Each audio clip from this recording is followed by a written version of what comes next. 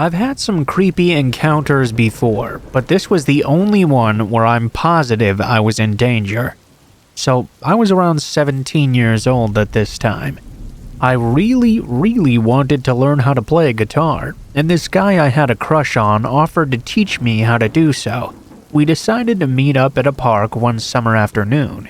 I got there a little bit early and decided to just wait at a bench inside of one of those little hut things you'd see in every generic suburban park. Despite it being really nice outside that day, the park was pretty much empty. I think it was just me and one other person off in the distance walking around the lake, but there was nobody else anywhere near me. I'm sitting there on my phone waiting for that guy to come along, when all of a sudden this lady pops up out of nowhere right next to me. She was a fairly small lady that seemed to be in her 40s or 50s. I remember specifically her being incredibly thin and very dirty looking almost. Despite having her hair and makeup done well and wearing very nice clothing, she just seemed off, you know? So she walks up to me and tells me she likes my shoes. I give her a big smile and tell her where I got them. Fairly standard interaction. That was my first mistake though. She sits down and begins to start a conversation with me.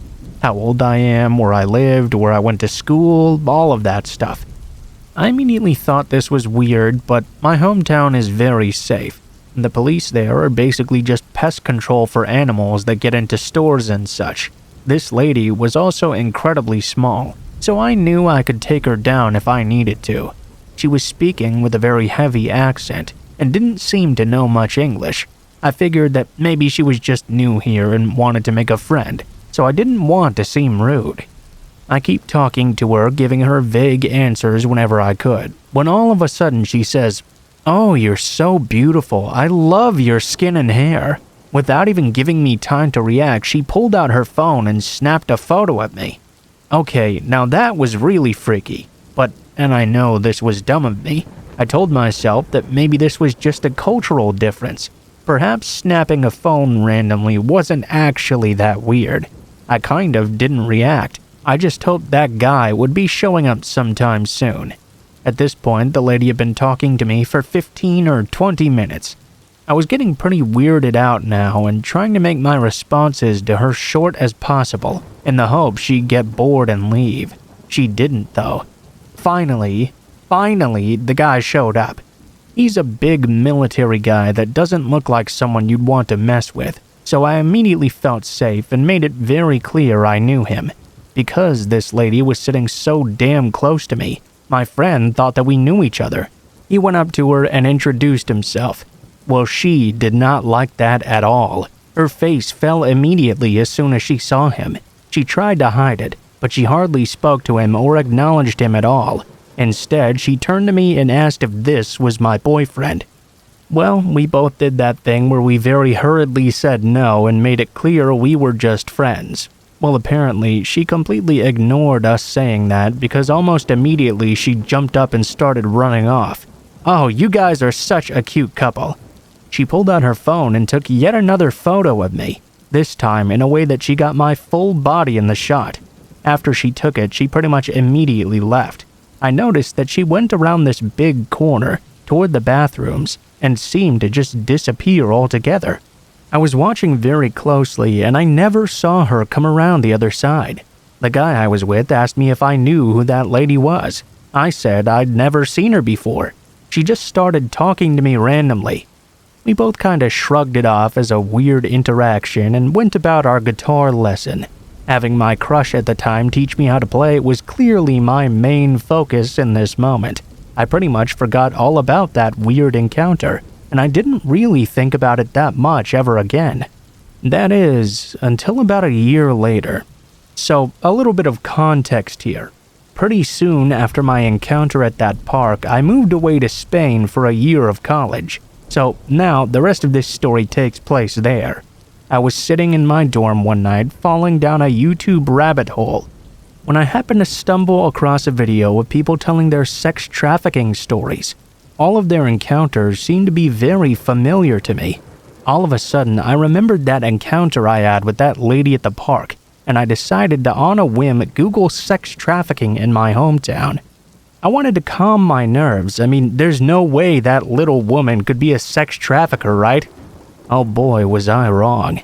I Google my hometown and immediately an article pops up about a woman being arrested in September for running 2 sex trafficking rings in my town. This happened just 2 months after my interaction with her as well. I was thinking this couldn't possibly be the same lady. I continued reading about how she kidnapped women and girls in my town and held them hostage at a massage center, then would sell them in the US and ship them out of country. Then I get to a mugshot, and my blood runs cold. On the screen, I see that very same small lady, with a description saying she's in her 50s. I recognized her immediately. I freaked out and FaceTimed the guy I was with at the time. I showed him the mugshot to confirm it was her, and without me saying anything, he said, "Oh hey, that's the lady we met in the park, right?" Needless to say, I lost my shit and freaked out for a day or two. The thing that freaks me out the most was that as far as I'm able to find out, she was the only person arrested, and there's no way she could have done all that alone. She was incredibly small, enough to the point where I didn't even feel threatened by her at all when we interacted. There's no way she would have been able to take someone without help. And yet somehow, no one else was found guilty of sex trafficking in my town or anywhere nearby. I've since moved back, and I truly think that moving away for a year may have saved my ass, although I don't know if someone still has those pictures of me out there.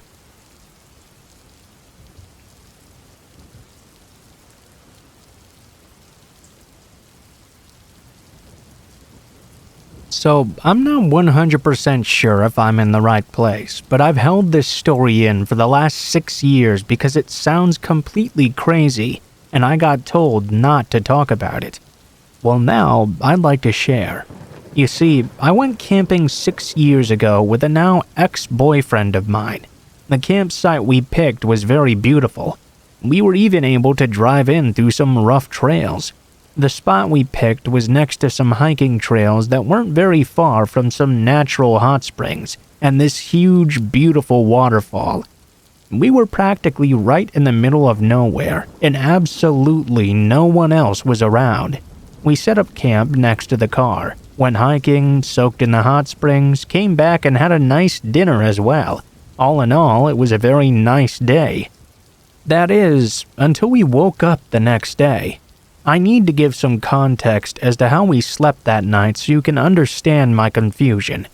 Before we went to sleep, I put our food cooler and a stereo we had brought in the car and locked it up tight. I put the keys in the front pocket of my backpack and put my backpack next to my sleeping bag on the far side of the tent away from the door. My boyfriend at the time slept nearest to the door of the tent with a gun right next to him.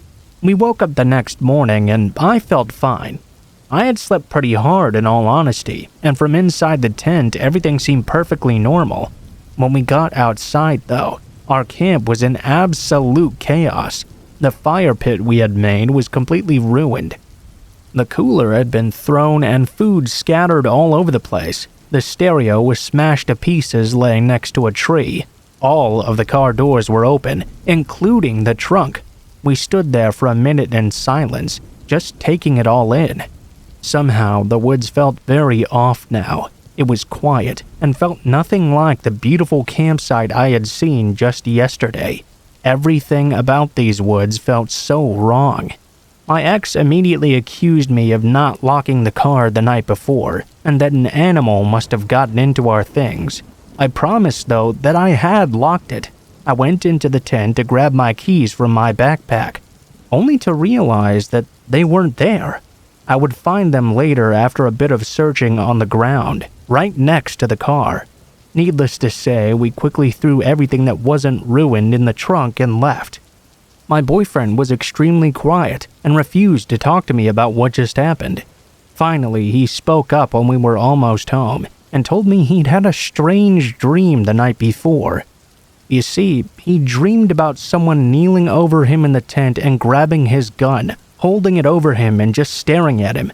When I tried to ask him more questions, he got very quiet again and said he didn't want to talk about it anymore, and I shouldn't talk about it ever again either. I've tried really hard to forget, but I just can't.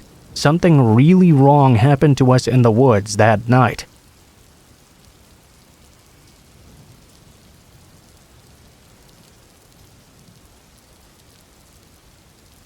So I, 24 and male, have lived on my own for about 2 years now. I have a very small bungalow I'm able to pretty comfortably afford. In this bungalow, I have an attic area. At a guess, I'd say it's about 5 by 5 meters in size. You can only really stand there in the very center. Anyway, I work the night shift at a factory, basically just sitting on my phone all night, so I usually get in at around 8 a.m. I was coming home last Thursday during a heavy storm. I got into the house and went to sleep right away. When I woke up, I went on my phone and saw that I was so tired that I'd forgotten to check my notifications. I have a Ring camera outside my door, which shows me anyone who would have come into my room. Well, I saw the camera had been tripped at 7:42 a.m. I'd gotten into the house at around 8:10 or 8:15. I checked the video, only to see that it was a man. He was pressed right up to the door, fumbling around with the handle. He did this for about 10 seconds until he spotted the camera. Once he did, he very quickly scuttled away. This definitely unsettled me, but it didn't entirely creep me out or anything. I got up to go make some food and discovered something in my kitchen. My back window was wide open. Of course, I instantly began having thoughts of a home invader, but I slowly began to chill out as I convinced myself I'd just left it open in my tiredness. The rest of my day pretty much entirely consisted of this. I'd notice a small thing that didn't seem quite right and start scaring myself. All up until a point. I leave for the shift at 10 p.m., so I was sitting down watching some TV at 9 o'clock before work. I spotted something that made my heart leap into my throat immediately. Out of the very corner of my eye, I could see my attic entrance was very slowly being slid open. I so vividly remembered that I began questioning my sanity. Surely I must just be hallucinating this or something. I looked over to it and saw something that made me so much more scared. I could see fingers wrapped around the hatch, beginning to move it more. I didn't know what to do. I could feel the panic beginning to really get to me. I wasn't sure if I should leave the house and call the police or if I should try and yell at whoever was up there. I chose a mixture of both. I began dialing 999 and ran to my bedroom where I could lock the door. As soon as I began to run, I heard the hatch almost get torn off with the speed they sheared it, and I arrived at my bedroom door. I looked down the corridor and watched for a moment, seeing only a little slice of the blackness in my attic. Then, though, I saw human hands holding onto the sides of the ceiling and a body lowering itself.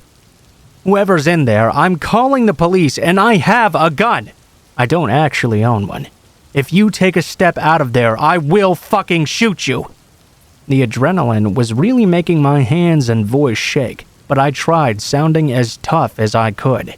Then I saw something I don't think I'll ever forget. The hand slipped back into the dark, only for him to drop down completely. I slammed my door shut and locked it as quickly as I could. The call went through and I was able to get on a line with the police. They dispatched officers to my house. I told them I didn't know if the man was armed or not, and the dispatcher told me to stay on the line. I could hear the man slowly walk up to my door and begin to rattle the door handle. He seemingly went through my cupboards in my kitchen as well, as I began to hear a lot of commotion. Truth be told, I don't know why he stayed. I would have just left the house if it were me. But he stayed all the way until the police arrived and arrested him. Apparently, he was a homeless man and had armed himself with a knife from my kitchen. He'd recently been seen in the area trying to get into many houses. Truth be told, I'm very frightened to sleep still. I now sleep with my bedroom door locked at all times and all my windows sealed shut. I also sleep with a knife under my pillow. I know this is really rare and not something that's likely to ever happen to me again, but I just can't forget the creepy way he dropped down from my attic. That's the story of one of the scariest things that's ever happened to me.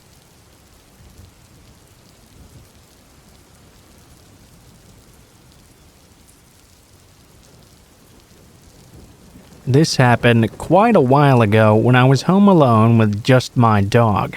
After all this time, I'm sure what happened was really strange, and I have no idea what this man actually wanted.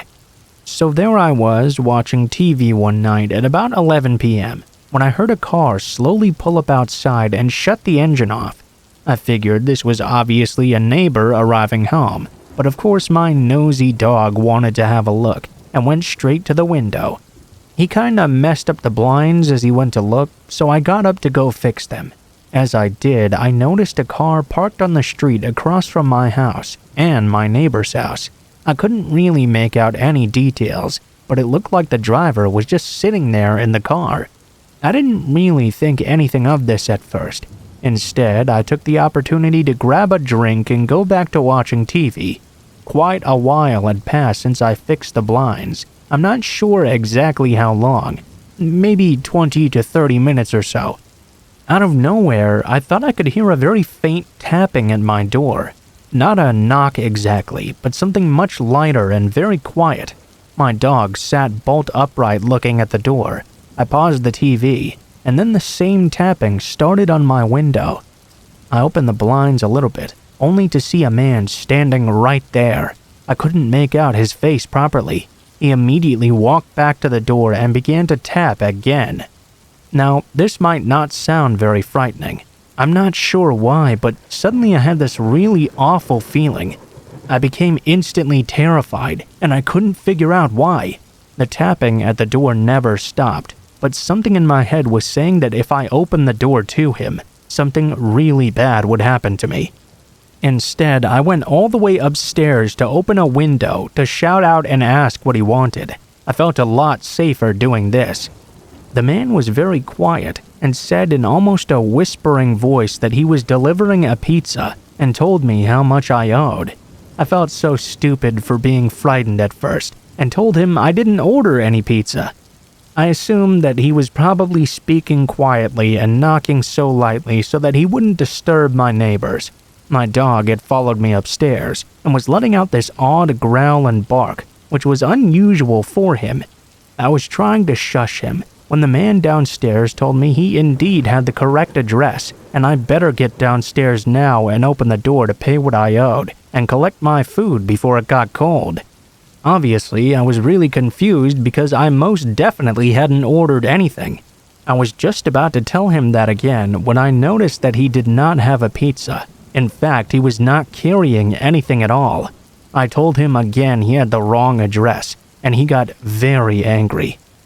Now he demanded that I open the door. He was going between angry and trying to desperately persuade me to go back downstairs. I asked him if he was delivering pizza, then where was it? He yelled out he had a hold of it. It was really dark, but not so dark that I couldn't see. He definitely did not have anything in his hands. My dog was making quite a fuss now. The stranger had turned into a broken record almost. Come downstairs, open the door, do it now. Well, luckily, all the noise alerted my neighbor, who did in fact open his front door. The man didn't say a word, but as soon as the door opened, he sprinted across the street to the car I had pulled up quite a while ago. He went back empty-handed. I have no idea what this man wanted, but he certainly was not a delivery driver. It really freaked me out as well that my dog is quite obviously very large. The man had seen him through the window and was not deterred at all. It seems even stranger and perhaps less random that he actually drove right to my house, as though he'd always planned on showing up that night.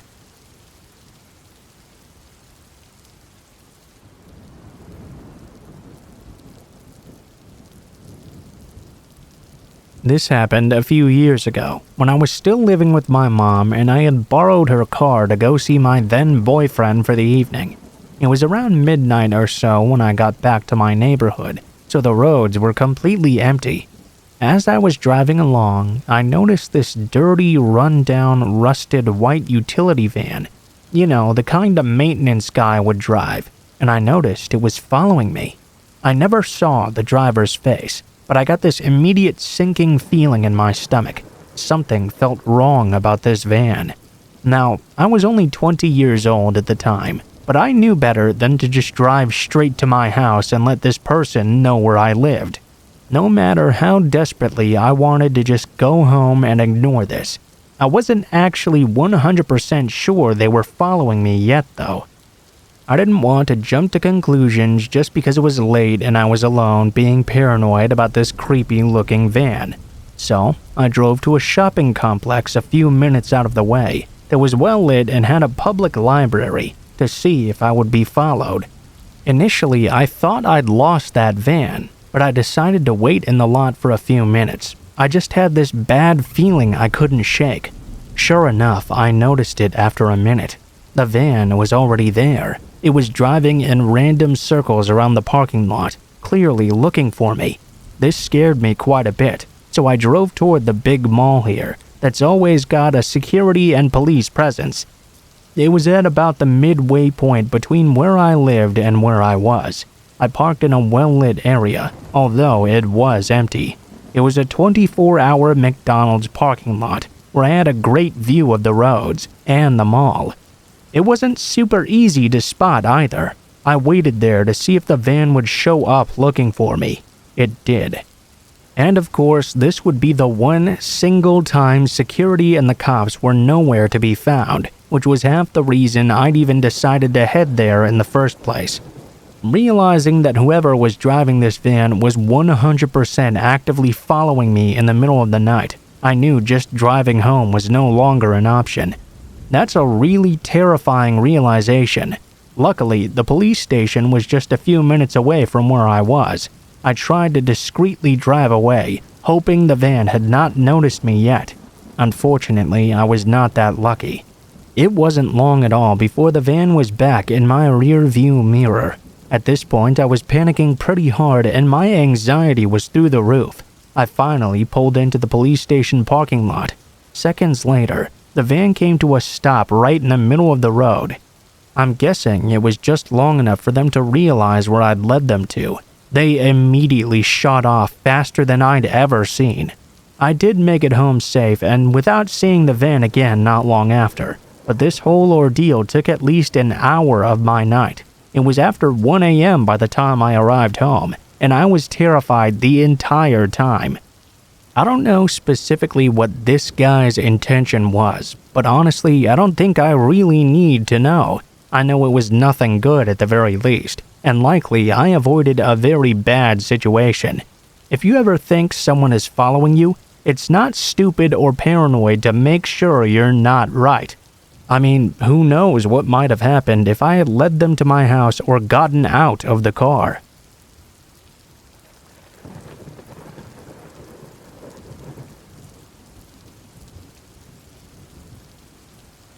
My parents live next door to a small red house.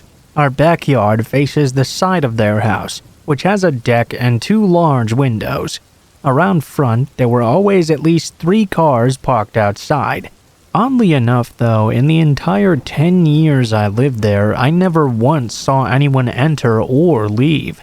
Once when I was 12, I saw shadows thrown against the far wall that was visible through one of the windows. When my sister moved out, I took up her bedroom, a large open converted space in the basement, which had a door and an outdoor stairwell, which led to the backyard. The door had a small window on it, which my sister had covered with a Pulp Fiction poster. I redecorated a bit and replaced that poster with some of those half-sheer curtain things. The way the room was set up, if I was lying in bed or sitting on the couch, I would be facing that door. Well, when I first moved down there, I noticed that sometimes at night I would hear the sounds of like leaves crunching in the stairwell or something. I chalked it up to my cat at first, who liked to roam around the neighborhood a lot. I had no reason to suspect otherwise until a few weeks later. One night when my parents were away on business, my boyfriend and I were sitting on the couch smoking. Suddenly he got very stiff and was just staring at the window.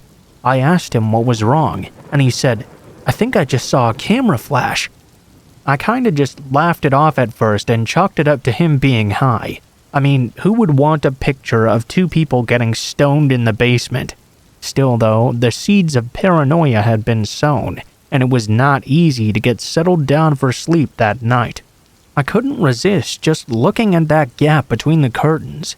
There was no light at the bottom of the stairs, so if someone really was down there, I'd be none the wiser. At around 3 in the morning, I heard the very distinct sound of leaves under heavy boots. Definitely not a cat.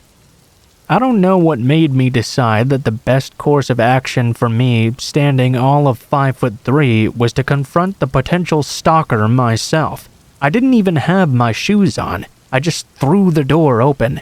There was no one in the stairwell, so I ran up the stairs and into the backyard.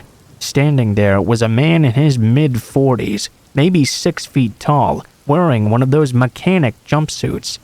He was holding this clunky, outdated digital camera. We stood there for a moment, just staring at one another. He seemed extremely confused to see me. After what felt like an eternity, I finally remembered how to speak. "What the fuck are you doing?" My voice seemed to startle him. He immediately turned and sprinted through my backyard, toward the red house and into the dark. After that, I didn't see any more strange flashes of light, or hear any crunchy leaf noises either. It really freaks me out to think how many nights he could have just been standing there in the dark, watching me. Oh, and for everyone who was asking, neither of my siblings had any encounters with the man I saw that night. My sister only put up the poster of the window to block out the light, and because the idea of the window facing her bed made her anxious, not because she ever had a mysterious stalker she forgot to mention to me.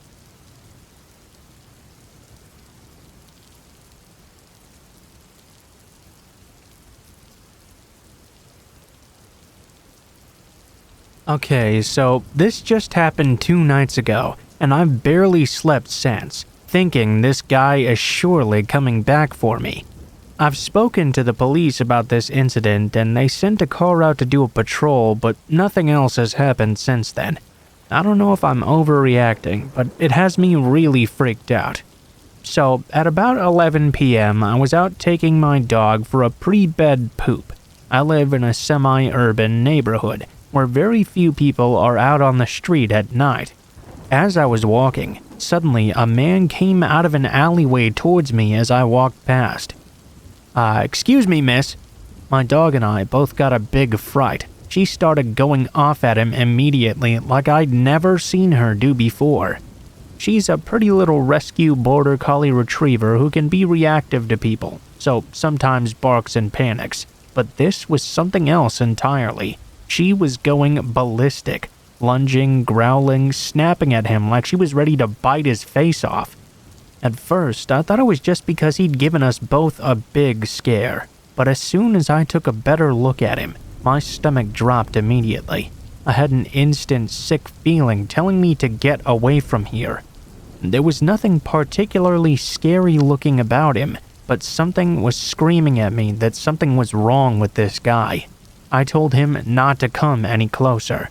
I told him my dog was dangerous, and she would bite him. But he just kept inching closer to me, whispering, "Let me come closer," over and over again as he crept towards me. My dog got between him and I, and finally he stopped moving. Do you know where insert my address is? I had never seen this man before in my life, but somehow he managed to pull my address out of thin air. I told him I had no idea where that was, and then, to scare him off, I told him again he needed to leave because my dog was on the verge of attacking him. The man just kept saying, "Just let me come closer," as he continued to creep towards me. Finally, I turned around and sprinted away to my house, with my dog into an area with more streetlights. I called my housemate and told her to make sure everything was locked. Then I waited under the streetlight until she came out and met me. I really hoped that he just pulled a random address out of thin air or something, and it just happened to be mine. But I don't like the chances of that just being a coincidence, though.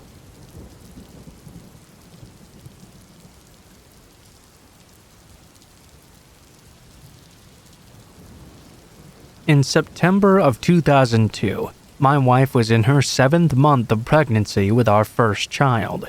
We lived in Ohio at the time, and she wanted a baby shower. Since most of her family and close friends lived in Baltimore, Maryland, we planned that we would travel to Baltimore and have the baby shower there on Saturday, October 19th, 2002. On October 3rd and 4th, though, we were brought the horrifying realization that a serial killer was on the loose in the Baltimore, D.C. area. We naturally re-examined our plans, but decided to go through with them all the same. After all, the likelihood of being this sniper's victim was practically zero from a statistical point of view. My wife and I listened to the news of the Beltway sniper in the days leading up to our trip. It was getting a bit more scary, as the death count had now raised to 9, and there were 2 additional people who had been wounded. In the 11th hour, we decided we would still go, but instead we would take the PA Turnpike over to I-70, then I-70 through Hagerstown, MD, then Frederick, and then into Baltimore. Around 5 p.m. on Friday, October 18th, my wife and I picked up my mom and my stepsister, and we set out for our trip. The trip was going slowly, but otherwise uneventful. We had used most of the time to review the plans of what to do when we needed to stop during our trip out. The plan was that we would all go together, not dilly-dally, get out of the car and into the building quickly, and vice versa. No one was to stay in the car alone. Well, as happens eventually, around 12:45 a.m. on Saturday morning, we all needed a restroom break. We pulled off into a rest stop near Frederick and parked right in front of the door to the bathroom facility. The rest area was largely empty, but there was a dark blue late model 4-door sedan parked head-in facing the door to the restroom. I parked right next to this car, and we all quickly reviewed the rules. If I finished first, I would wait for them and we would all return to the car together. We got out and raced to the restrooms. As I ran into the restroom area, I didn't pay too much attention to the car we parked next to other than to make sure they didn't open their doors. The night was crisp and full of moisture. I finished first, and so I stood by the exit but stayed inside the building. The doors and the walls were all glass, so I nervously scanned the parking lot for anything off-looking. Satisfied there was nothing ominous in the lot, I turned my attention back to that blue sedan. I travel a lot, so naturally I took note that their license plates were from New Jersey. In the front seat were 2 African-American males. The one behind the steering wheel was middle-aged. He was wide awake and staring back at me. Next to him was a sleeping teenager. I remember feeling a sudden chill go down my spine as I observed him watching me. At this time, the authorities hadn't released any info on the snipers, and they didn't know the ominous role the car played in their killing spree. I was ignorant of the danger these 2 really presented. A few minutes passed before my family returned, and we all ran back to the car. In a flash, we sped away and continued on to our destination. As we left, I remember noticing something weird about their trunk area. My family was poor growing up, so we sometimes had to pop out a broken lock and couldn't afford to fix it right away. We would rig the trunk open using a screwdriver during those times. I remember thinking that's what they must have done with their trunk. It turns out that was the exact hole they shot out through while staying concealed. The baby shower went well and my wife had fun. We didn't go out for meals or anything, but slept and ate at her mom's house in Baltimore. On Sunday morning, it was time to go. We took a much more northern route going back just to be safe.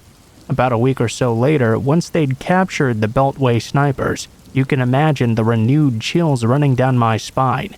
When in the newspaper, the face of the man that had been staring at me when we stopped to pee at the rest stop, John Allen Muhammad, was staring back at me once again. There was also a photo of the car we had parked next to. Scarier still, the reports said they had been captured in that exact same rest stop about a week later. I can only assume the teenage boy that had been asleep next to him was Lee Boyd Malvo. Fortunately, they were both in the front seat. This was apparently where they had planned to hide out and sleep between their kills, so they likely wouldn't have done so at this particular rest stop. Therefore, I feel we weren't in the most danger during this encounter.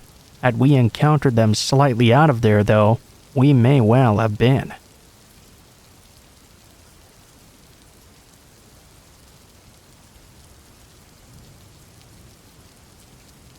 So this happened a couple of years ago.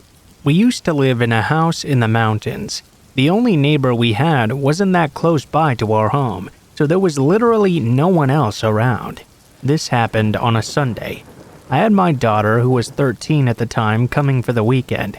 She was sleeping upstairs and my bedroom was downstairs.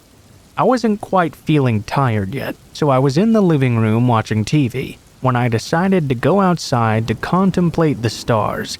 The thing is, I had left my door semi-open because there was only one handle, and the other side of the door could only be opened with a key, so no handle on the outside. I contemplated the stars for about 5 minutes. Then, I felt like I could smell a weird smell or something. I went back inside, and at this point it was 3 a.m., so I decided to go back to sleep. I remember being abruptly woken at 6 a.m. I could see the sunrise, so I decided to open my window a bit since it was extremely hot inside. I stood up at the edge of the window when suddenly I felt a hand pushing me on my back. I was pushed out of my window by someone behind me. The thing is, there was only me and my daughter in the house. I got pushed out of my own house by a stranger, and my daughter was still inside. They immediately closed the window, and now I couldn't open the front door either because I didn't have the keys on me. I knew that my neighbor was a locksmith, so I rushed as quickly as I could to his house, woke him up at 6 a.m., and explained the emergency to him. He took his stuff and came with me immediately. Now I'll tell you the part my daughter experienced. She told me she could hear what sounded like an old man coughing, and she didn't recognize the voice. Instantly, she went into the bathroom, locked the door, and turned on the tap while she called the police. The neighbor managed to open the door, and we both rushed upstairs. Whilst rushing up there, I could notice a knife was missing from my knife set in the kitchen. As we arrived to the top, we saw the door to my daughter's room was wide open. We turned on the lights and saw an old man in a hood wielding one of my knives, waiting in front of the bathroom door. My neighbor and I beat the ever-loving shit out of him and waited until the police came. The man was arrested, and the week after we moved away to another county.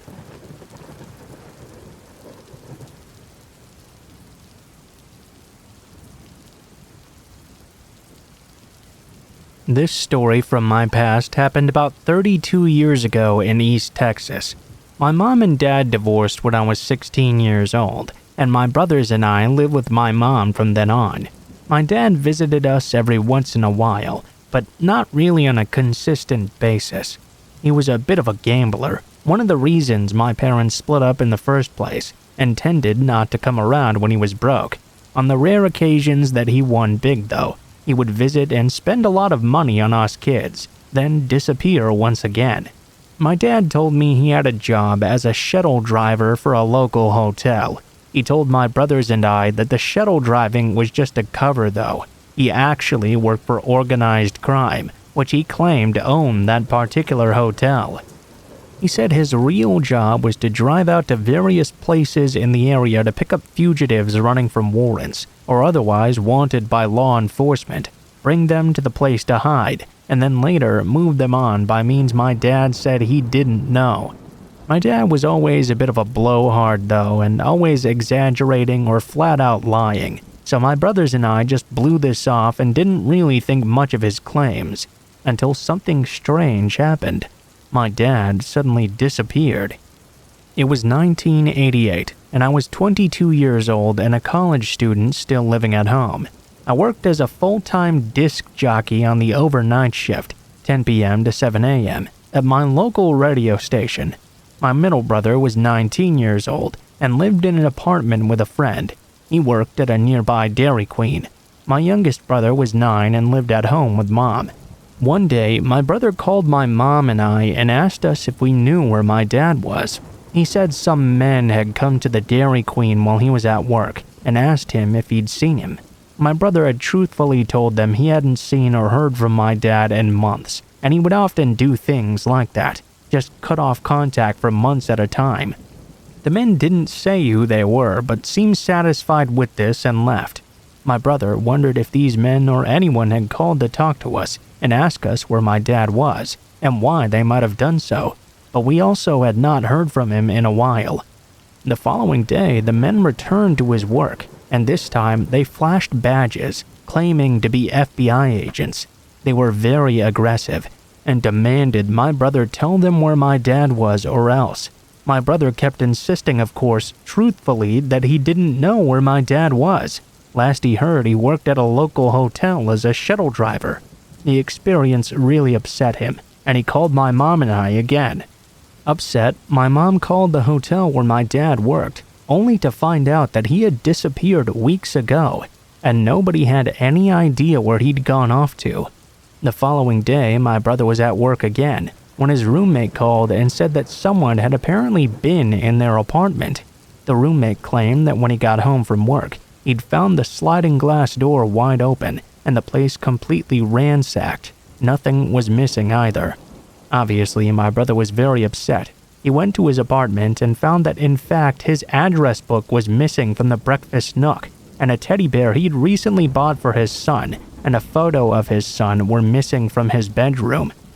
Now all of us were beside ourselves with anger, fear, and paranoia. We went down to the local FBI office to complain that they had done this to us and to tell them once and for all that my brother did not know where my dad was. Well, as you might have guessed, the FBI had no knowledge of the event and claimed they were not looking for my dad either.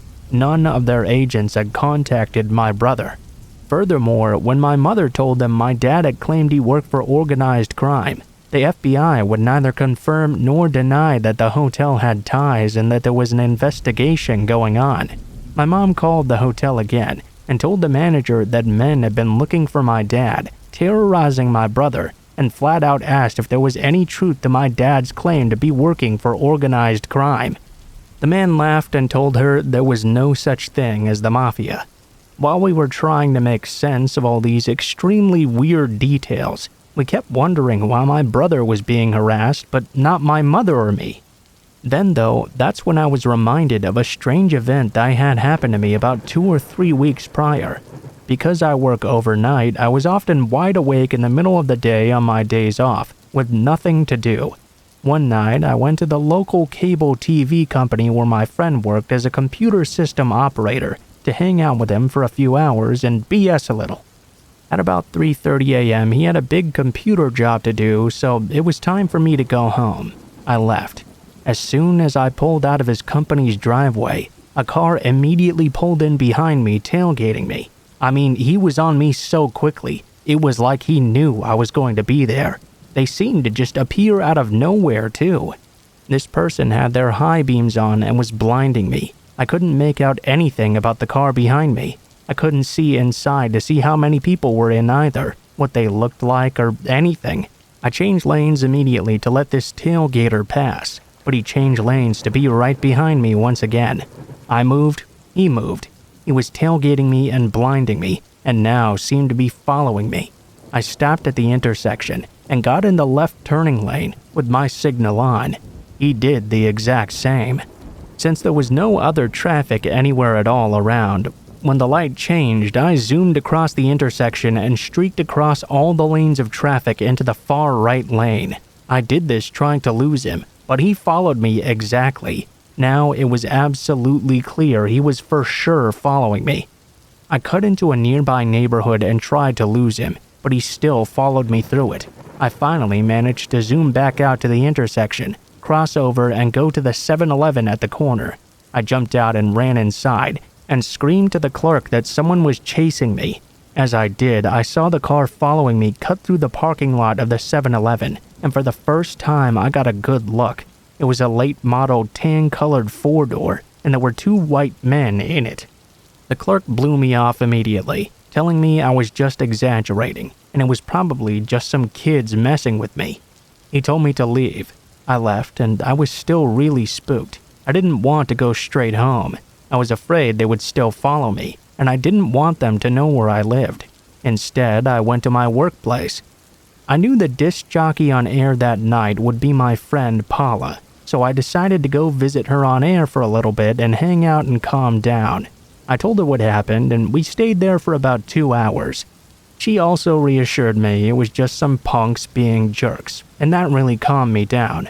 When I got home though, now over 2 hours since this car had followed me, I saw that damn car was at my house now. As I was coming down the street to my apartments and about to turn right, I saw that damn car pull out of my apartment space. As it passed by, the SOBs flashed their high beams on and off at me. It was them. What the fuck? I panicked and called Paula at the radio station and told her what happened. I was freaked out as to how they could possibly know where I lived. Why would they wait 2 hours for me? And why, when they finally saw me, flash their lights at me and just leave?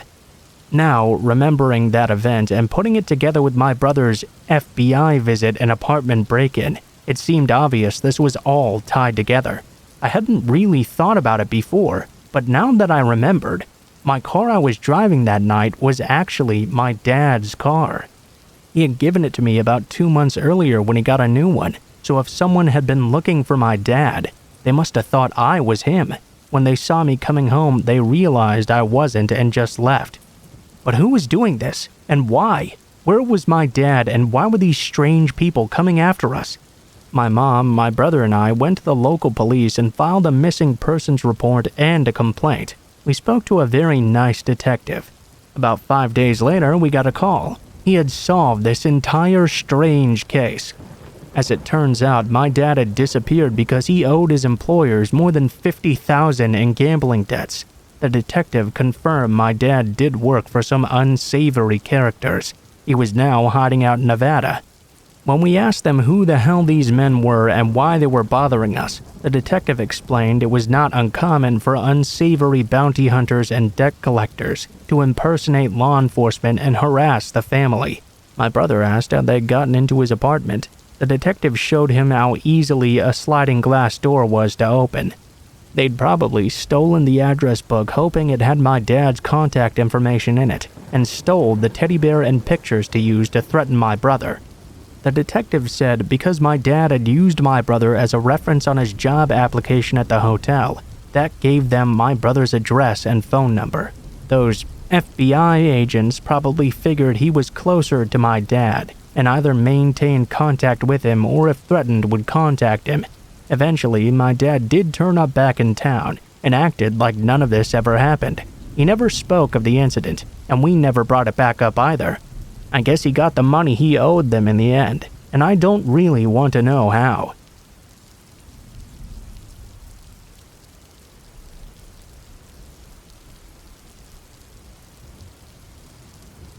This was 1992.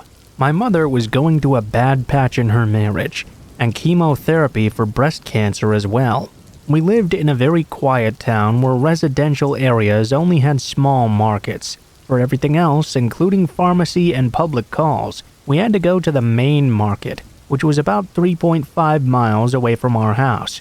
1.5 from our apartment block to the main road, then 2 miles to the market either by walk or public transport. My mother was going through an especially tough time given my father's complete disconnect from us. She used to call her brother for advice and catharsis, and he lived in another city. For those calls, she had to go to the public call office, which was run by these two extremely weird men. The same market had the pharmacy where my mother would buy her medicines as well. I was 11 years old, and my older sister was 17. One evening, my mother, along with my sister, went to the PCO to talk to my uncle. I don't remember why, but I think my father had asked her to leave the house, and she wanted to discuss what her options were. She was in extreme distress, and didn't realize how late it was until she'd finished the call. The market was now closed, and so was the public transport as well. My mom and sis paid the bill, and started their walk home on the path next to the main road. What they didn't know, though, is that the two PCO owners had closed down the PCO and started following them. One on foot right behind them trying to offer a ride eventually, and the other on a bicycle nearby them on the deserted main road. My mother strictly refused their offer and held my sister tightly. They started walking as fast as they could when a white van appeared on the service road and started driving slowly next to them. The guys had already arranged a ride with some really bad intentions. It was obvious they were not going to just go away. In fact, they had been waiting the entire time for them to get onto the main road to strike. On the next turn, two men came from the opposite side on the footpath as well. Much to my mother's relief, though, it was the pharmacist and his friend, who had just happened to be returning to pick up his car from his shop's parking after a long walk. They saw the men and the van and immediately realized what was going on. They stopped and asked if they needed help. They agreed to walk them home as well. The PCO men had immediately fled upon seeing the guys coming up. Thankfully, that kind pharmacist saw my mother and sister to the safety of our house, and my mother never went to that PCO ever again.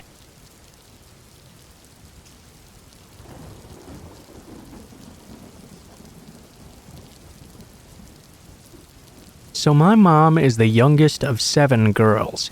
Her oldest sister is 20 years older than her, and all I knew about her was that she had a history of mental health disorders. She never treated them, and my mom, because of that, had not spoken to her since she was about 10 years old. To be honest, at the time this happened, I didn't even really know this aunt existed.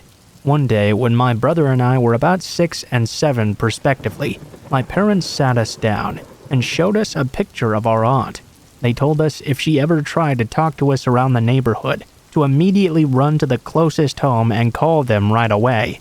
They stressed that she was very dangerous and to treat her as basically a stranger. My brother and I were so confused because this was my mom's sister. She was family. But okay. Fast forward about a year later, my family was at my cousin's basketball game. This is the daughter of the aunt in the story. My aunt had walked out on the family about 10 years before, so there was no reason to think we would see her there. My brother and I begged my mom to let us get something from the snack stand, so we went over and stood in the line. I felt a sharp tap on my shoulder suddenly and turned around. It was my aunt, or at least it appeared to be the woman in the picture. "Hi there, I'm your aunt. You recognize me?" I said hello because I didn't want to be rude. She said the same thing to my brother as well, but he didn't respond. Then she said, "Well, this line is so long. How about I take you guys to get some ice cream instead?" I didn't know what to say. This was my aunt. It's not like I could be rude. My brother intruded though. "No, we have to go back to our mom now." She said something along the lines that our mom had said it was okay. We were her niece and nephew after all. She would never harm us. That was it for me. I turned around to leave. Then I felt a tight grip on my wrist and was being dragged with my brother for the door. I didn't yell. I don't know why. I was a kid and I had a piercing scream. I just kind of froze up. It was so unexpected. All of a sudden I heard someone yelling, "Let them go! Those are my kids! Someone stop her!" My mom was running full sprint across the court. I had never seen the look in her eyes before. People immediately grabbed my aunt and got my brother and I away from her.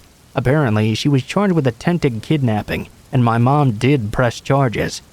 We have a restraining order against her now as well. I'm 23.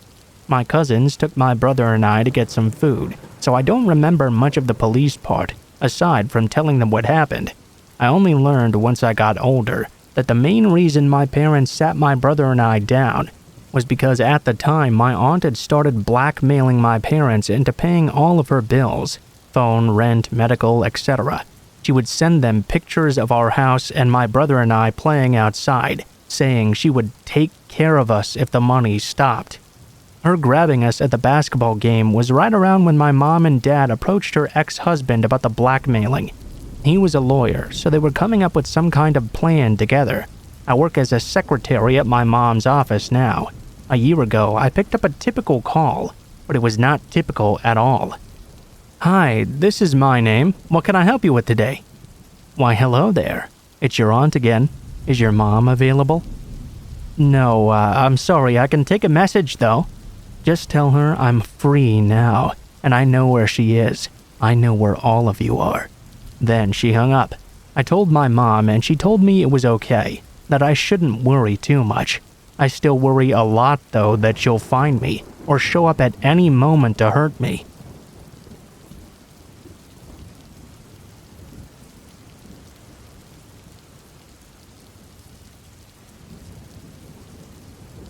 So when I was in 3rd grade, I lived in this weird townhome. Behind us was this gigantic forest. I would always go back there and make clubhouses with my friends. Every day, I would sit by my front door and wait for my friend and his mom, who lived about half a mile away, to come pick me up so we could go off to school together. Well, one day, I heard a slight giggle. I looked down the hall, only to see the door was cracked. I visibly saw it close by itself, not like slamming shut, but slowly shutting at a normal speed. I'd never even heard the latch make a noise.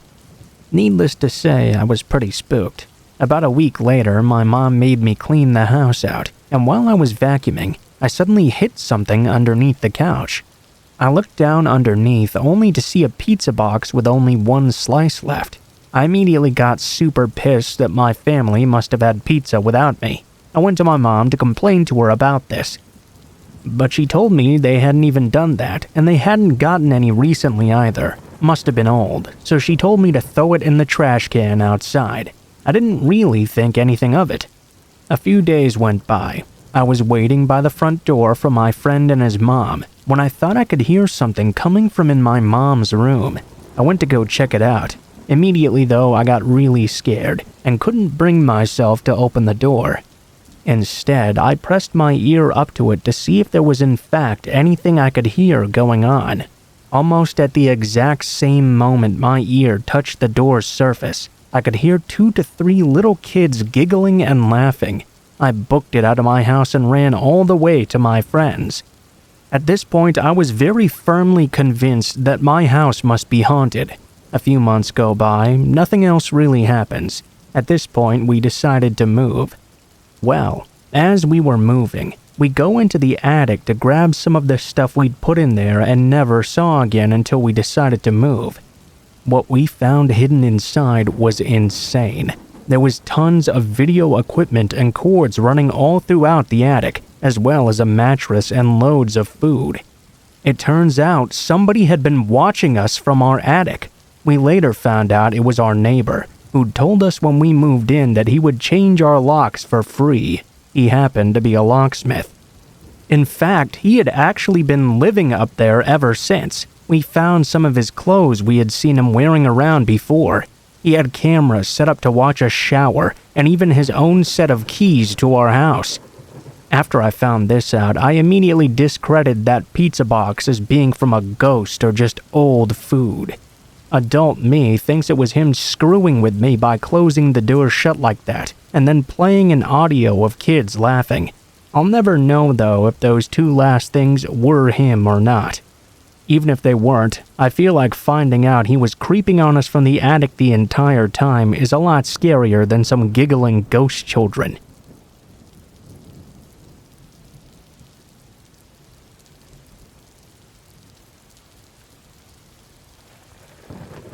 Alright, so this happened when I was around 15 years old. It was Halloween, and I was at my friend William's house with 4 of my other friends. 1 guy named Sebastian and 3 other girls. We were all just hanging out and having fun. We were there all day pretty much watching scary movies and stuff, just being teenagers. Anyway, my friend's older brother, this very tall and buff dude named Jared, suddenly said, "Hey, I'll give anyone $100 if they walk out into the woods to that old cabin and back." Now, to explain this, I lived in a very rural part of New York, where there was a huge woodland area. William's house happened to be right in front of it, so their backyard was a looming, creepy forest. Don't get it wrong though, I had been in those woods tons of times, and nothing scary had ever happened there. There was, however, this old dilapidated cabin way out in the woods where kids would sometimes go to smoke pot and drink and other crap like that. Anyways, since it was Halloween and everyone was a bit on edge from all the scary movies and shit we'd watched all day, no one decided to budge, except for Sebastian. He said he was going to do it.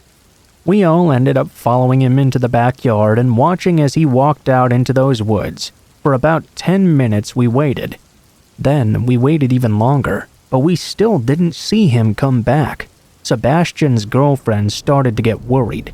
The cabin was a bit into the woods, but it wasn't that far away. Jared insisted that we wait for just 5 more minutes, and if we still didn't hear from him, Sebastian's girlfriend would just give him a call. Well, 5 minutes passed by and she called him, but there was still no answer. At this point, we were all really worried, so we decided to go in after him. When we reached the cabin, we all called out his name, but we didn't hear anything back. His girlfriend called once again. This time, we could hear his phone ringing, only to follow the sound and find it on the ground nearby. Now, we were all obviously starting to panic. We wondered if we should call the police or not, when all of a sudden I saw the scariest thing I'd ever seen in my life. Right behind all of the others, I could see a silhouette of a man behind a tree standing right behind us. I screamed out, "What the fuck?" My friends all looked around, only to see the silhouette of the man there as well. He began to run towards us with his hand over his head, and we all took off screaming like hell. I don't really remember much. All I know is that I really hauled ass. I didn't dare to look back until I was out of the woods. We sprinted into the house. They had a gate in the backyard toward the entrance of the woods to keep animals out, so as soon as everyone was out of those woods, Jared closed it and locked it up quick as fuck. As we walked inside, we could see Sebastian there with a terrified look on his face. It turns out that when he'd gone over to the cabin, he'd run into that guy in the woods who had chased him with a knife and tried to attack him. That's why he dropped his phone. He told us he'd circled back around and come out of the woods in an area he didn't think the guy would be. He didn't see us though, and was worried we'd gone in after him. To this day, we have no idea who the hell that was out in those woods. All I know is that I never went back in there. Jared suggested it was probably just some prankster. He could be right, but from that moment on, whenever I saw those woods, my blood would always run cold.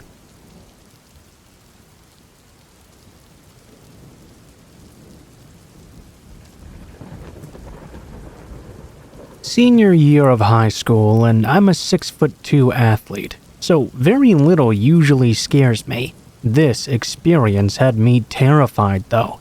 So one of my classes took a trip to Boston, and we went to Quincy Market for lunch and shopping for a few hours. I left my friends to go to the bathroom and use a urinal.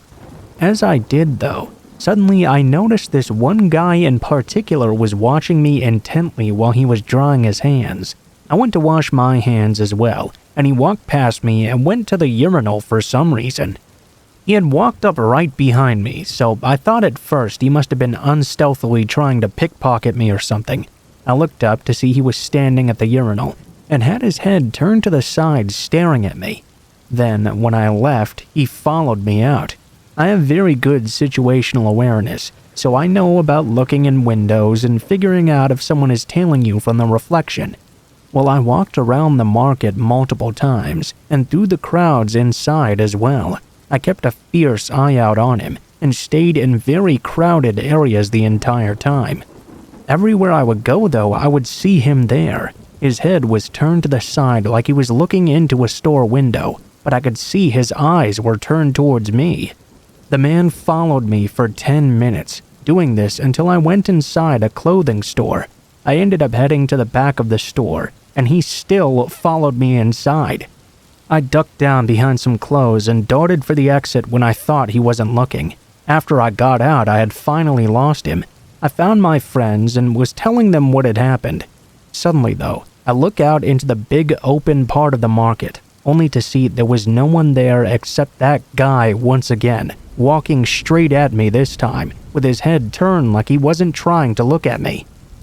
I pointed him out and said very loudly, "Hey, that guy's following me!" The man now looked straight at me with a shocked look on his face, like he hadn't realized the entire time that I knew he was doing this. He turned towards the nearest street and started sprinting towards it.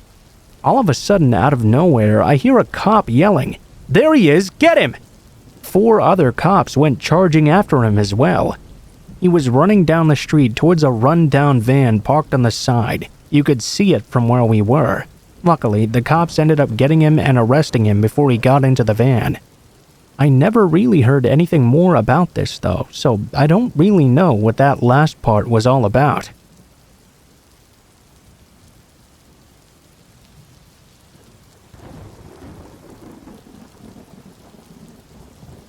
My scariest story takes place over multiple years of my life. The shortest explanation is that my brother developed schizophrenia when I was about 13 years old, and he went undiagnosed for a few years. Well, apparently, many of his hallucinations didn't like me at all. I even had to sleep with a knife under my pillow after one particularly terrifying event. I have a few scattered journal entries here and there, and I'm piecing together my memories as best I can. Hopefully, I can flesh it out and make a good story. After he was finally diagnosed, the hospital cleared him, and the new medication they put him on seemed to be working. He was deemed fit to return home. By no means was he considered normal yet.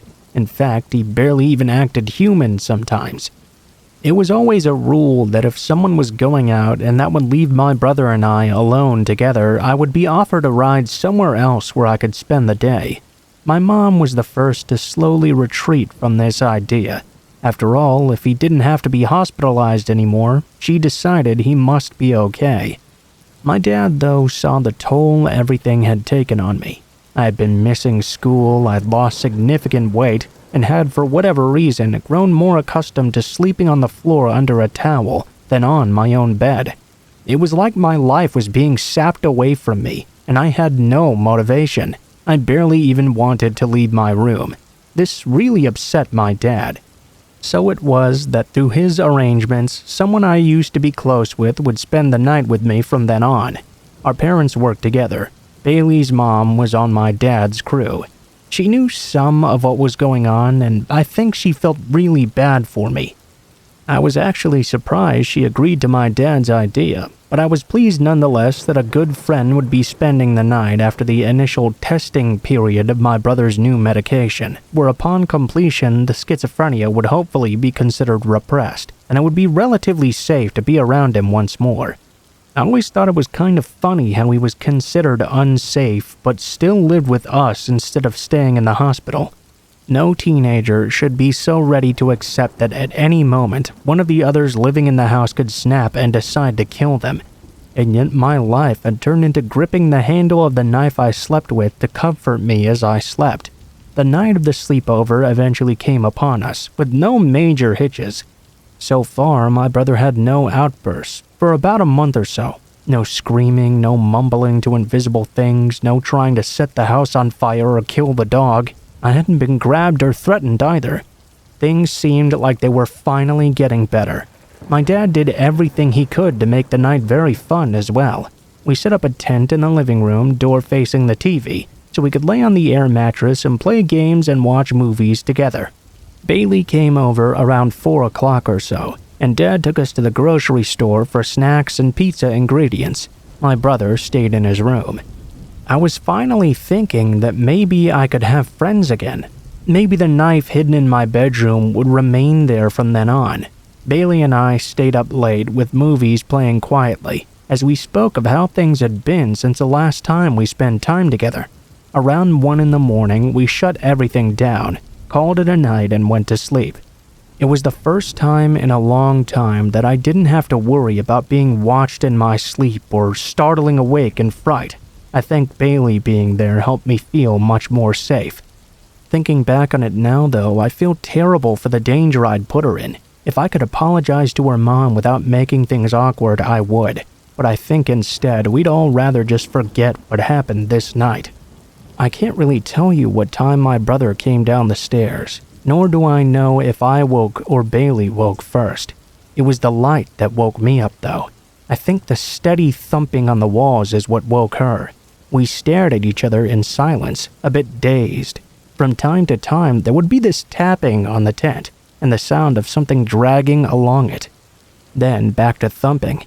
It wasn't until my brother grabbed the tent and shook it while screaming slurs at us that I finally realized what was happening and move. Not that I did much in the end. I merely put myself between Bailey and the shadow on the tent that was my brother. The shaking and shouting seemed to last for an eternity. Bailey was crying. My legs were shaking, but I was otherwise too exhausted to do anything. The shouting turned to whispers, during which I tried to comfort Bailey the best I could. The tent was suddenly released, and the thumping around the room returned. Over time, Bailey went from scared to shocked and slightly annoyed. Before I could even gauge her emotions, she sat up and looked out towards the sound.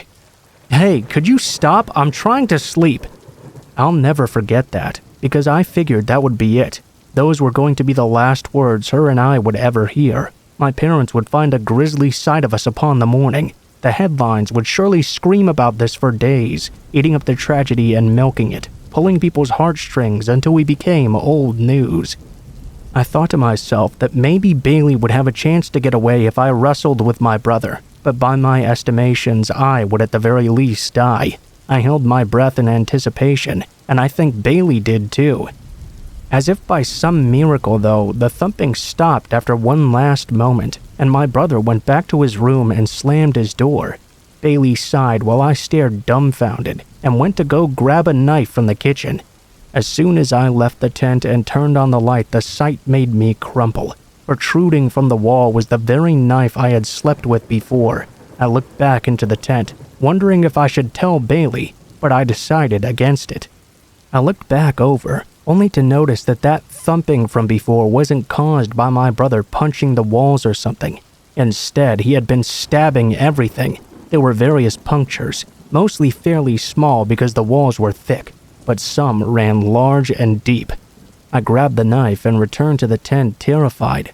Miraculously, Bailey was now in fact asleep, but I couldn't rest for the next week and a half. I don't know why I didn't tell my parents what had just happened. I suppose I was scared of walking past his room to get to theirs. I also don't know why Bailey didn't call her family to come get her then and there. Nobody came by until after breakfast to grab her. Needless to say, though, she did not spend the night again. Once I told my dad what had happened, my brother was forced to go back to the hospital. Dad asked for the knife and recognized it as one that had been missing for a good long while.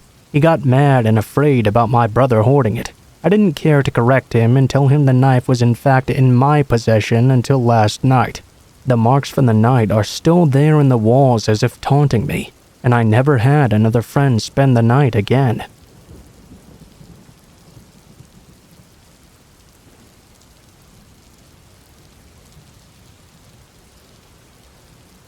This happened last year around this time.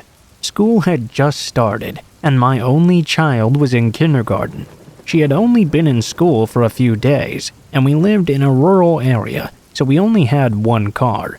This meant in the mornings we, my daughter, her dad, and I, would get up and take her dad to work. Then my daughter and I would come home and get her ready for school. Because we live on a rural dead-end dirt road, we have to drive about half a mile down to the main road where her bus picks her up. Everything was fine that morning. I got her on the bus and headed back home. I had the day off work. I only work part-time, so days off in the middle of the week was pretty normal for me. Anyway, I was doing some house cleaning and putting away some laundry. I went into my daughter's room and started to hang up some of the clothes in her closet. I had the TV on in the living room, watching it from her room, when I suddenly heard what sounded like a muffled, soft cough. I froze immediately. I had no idea what the fuck that was or where it had come from, and I had no idea what to do either. I was just sort of standing there almost paralyzed. My mind was racing. Maybe the cat outside her window had just hacked up a hairball. Perhaps I was just going crazy. Maybe it had come from the TV. I mean, it must have been the TV, right? Yeah, it's probably nothing. At this point, I was still standing in the middle of her room holding a shirt and hanger, not moving a single muscle. I really didn't know what to do in this situation. I thought maybe I should head next door and have my father-in-law check it out for me. After a few more moments of waiting, I just yelled, fuck it. I dropped the shirt and hanger and took off running to the next house over. Luckily, my in-laws lived in the house right next door, which was only about a football field away. My father-in-law was also on disability, so he was almost always home. He was in his mid-60s and on an oxygen tank most of the time, so I don't really know what I thought he could do to help me, but I just really was freaked out. I didn't want to be alone. Plus, he was a hunter, and hunters had guns. I was running faster than I'd ever run before across our yards. I burst through his back door screaming his name. He walked out of the kitchen looking extremely annoyed that I just scared the crap out of him. I was on the verge of tears, trying to tell him something was going on at my house. I was talking so fast, though, that he couldn't really figure out what I was saying. He did his best to calm me down, and I told him I thought someone might be in the house. He asked me if I was sure, and I said yes. I begged him to come over with me and help me check it out. He agreed and grabbed his gun. We hopped in his truck and drove over to my house. I waited inside the truck with the doors locked while he went inside. I was freaking out, looking all around me. He was in there for what seemed like forever. He finally came out and asked if I'd left a pack of Newports in her room right near her bed on the floor. I told him no, those weren't mine. His eyes got huge, and he had a real panicked look on his face. Now he told me to stay in the truck and call the cops. He handed me his phone, and I called 911. The lady said we'd have to wait for the state troopers because we didn't live in town. They seriously took like an hour just to get out to us. In the meantime, I had already called my husband at work. He called his brother to come and pick him up. He didn't work far from home, so it only took about 20 minutes for them to show up. My father-in-law, my husband, and his brother were all now walking around the woods that surrounded the houses. Nothing. There wasn't anyone around besides us. After a while, the state trooper showed up and took a look around. He didn't find anything either, but he did take the pack of cigarettes. I guess possibly as evidence and taking my statement, along with my father-in-law's statement as well.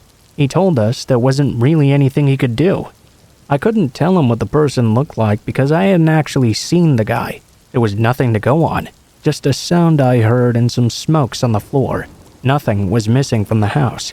There wasn't anyone there now, too, and it didn't look like forced entry either. Fuck me hard. Of course there wasn't going to be forced entry. We live in the middle of fucking nowhere. Why the hell would I lock my door when I leave to go somewhere? I felt like such an idiot, but nobody locked their doors around here. I didn't even have a key for the door on my keyring. After the trooper left, my father-in-law gave my husband the gun to hold just in case the guy came back. My husband and brother-in-law changed all the locks on all the doors that day, and now we keep a key on our key rings and keep the doors locked at all times. We didn't take our daughter out of school that day. She was only 5 and we thought it would just stress her out. We did let the school know, though, to be on the lookout for weird activity and had a talk with our daughter about stranger danger and what to do if she saw someone in the house she didn't know. I did have her sleep in our bed for a few weeks, but she seemed like she wanted to go back to her room because she was not a baby anymore. And that's it. Life moved on and nothing weird happened since. We didn't hear back from the trooper and we never had another incident again like that either. I have no idea what this person was doing. I don't know if they were after me or my daughter or if they just took the opportunity to try and rob us. Nothing was gone though, so I don't think I'll ever know.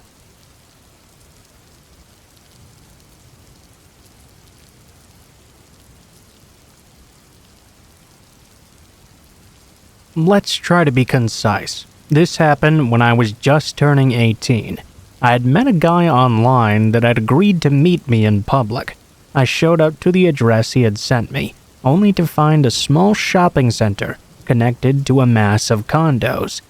Out of one of these condos came a man I didn't recognize, which turned out to be him. The guy had catfished me. Somehow, though, he still convinced me to go into his condo, saying he had left something behind. For whatever reason, I guess being inexperienced and at least wanting to give him a chance, I complied. He led me in through the parking garage. Not only that, but once we reached his floor, he led me around in circles. Thinking back, probably so I wouldn't know how to leave. The entire time, I was nervously trying to make pleasant small talk, to which he would respond coldly with single-word answers every time. Red alarms were ringing every second, but I was too timid and also didn't know the way back to leave outright. We reached his condo, and it wasn't particularly creepy. It was very dark, though, with many bits of trash laying around. I sat myself down with my belongings in my lap, feeling very nervous. The man stared at me for a moment, then walked across the room to grab all of my items off my lap, then walked them back to the kitchen. Now I was speechless.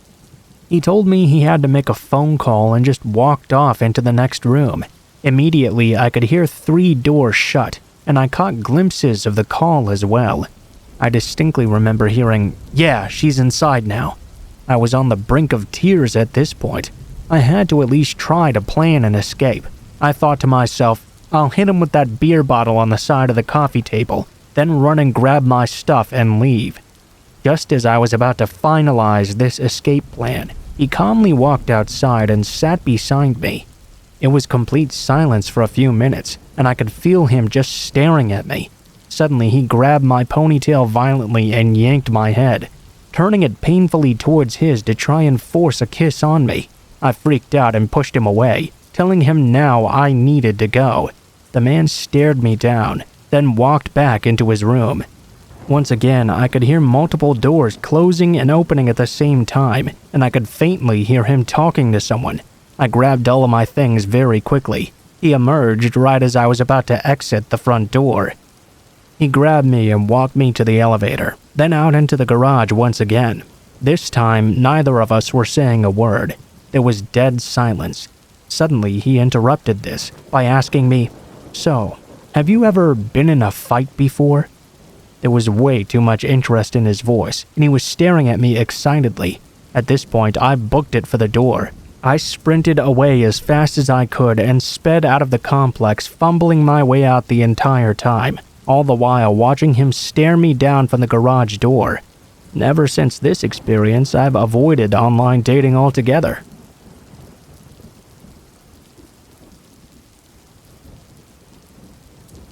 So I figured I would share and see what you all thought of my hospital roommate. For a little bit of background, when I was 15 or so, I was put in short-term psychiatric inpatient at the hospital in my town. It was because I had tried to kill myself, followed by a small breakdown in partial inpatient, which is basically inpatient where you go home to sleep. After my breakdown in partial, they put me to full inpatient. It was during this time that my diagnosis was switched from depression to bipolar, and I haven't been back since. I definitely was very unstable at the time though, so this all really freaked me out that much more. The way the bedrooms were laid out, there would be 2 bedrooms with separate entrances connected to a small foyer, with an open doorway to the main hall. No one was allowed into your private bedroom space except yourself, and only the 2 people in the bedrooms connected to it were allowed in the foyer. For my 3 days there, I had this really nice roommate named Amber. Amber and I would just sit in the foyer and talk to each other, mostly about the things we were dealing with at the time. Well, on my 3rd day, Amber was sent home. I was really bummed because as a result I had no one who I could share things or my space with. I spent my entire 3rd night alone. On the evening of my 4th day there, a new girl came to inpatient, a girl named Jade.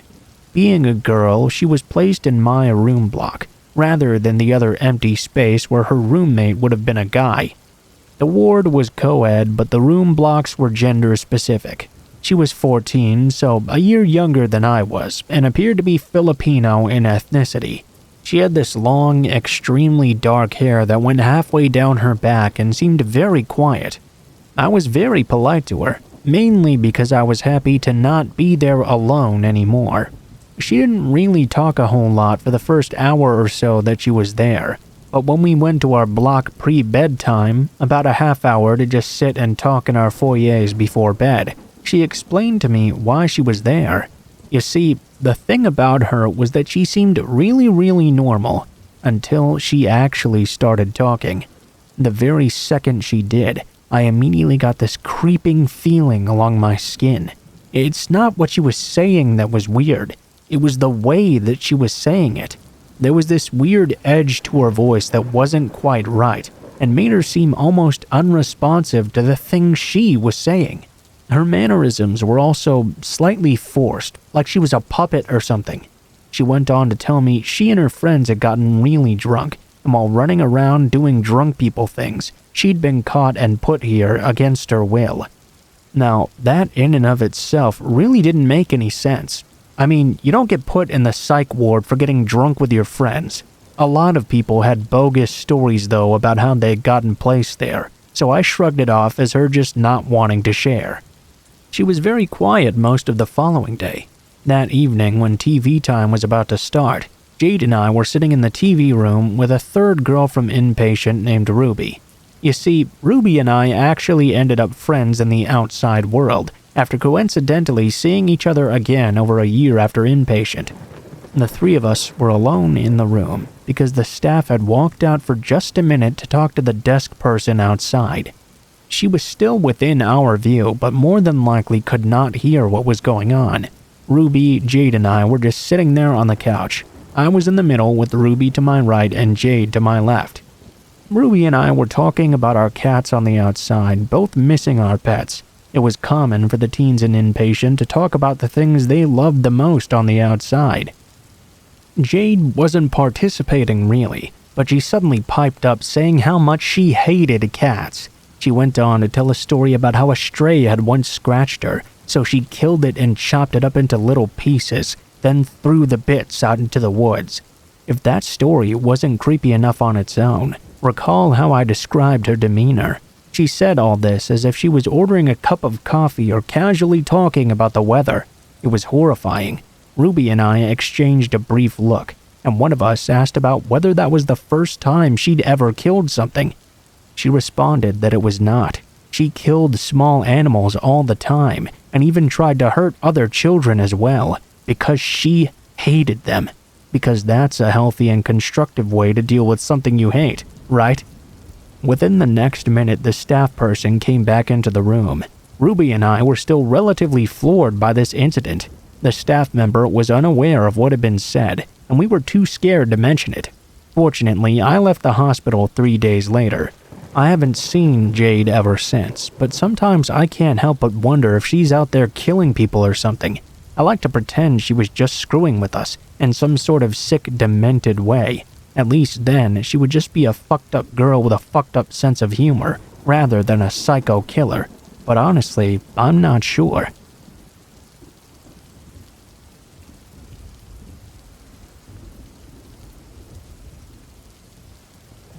So to give you a bit of backstory, a few years ago I started to suffer with a lot of stomach problems.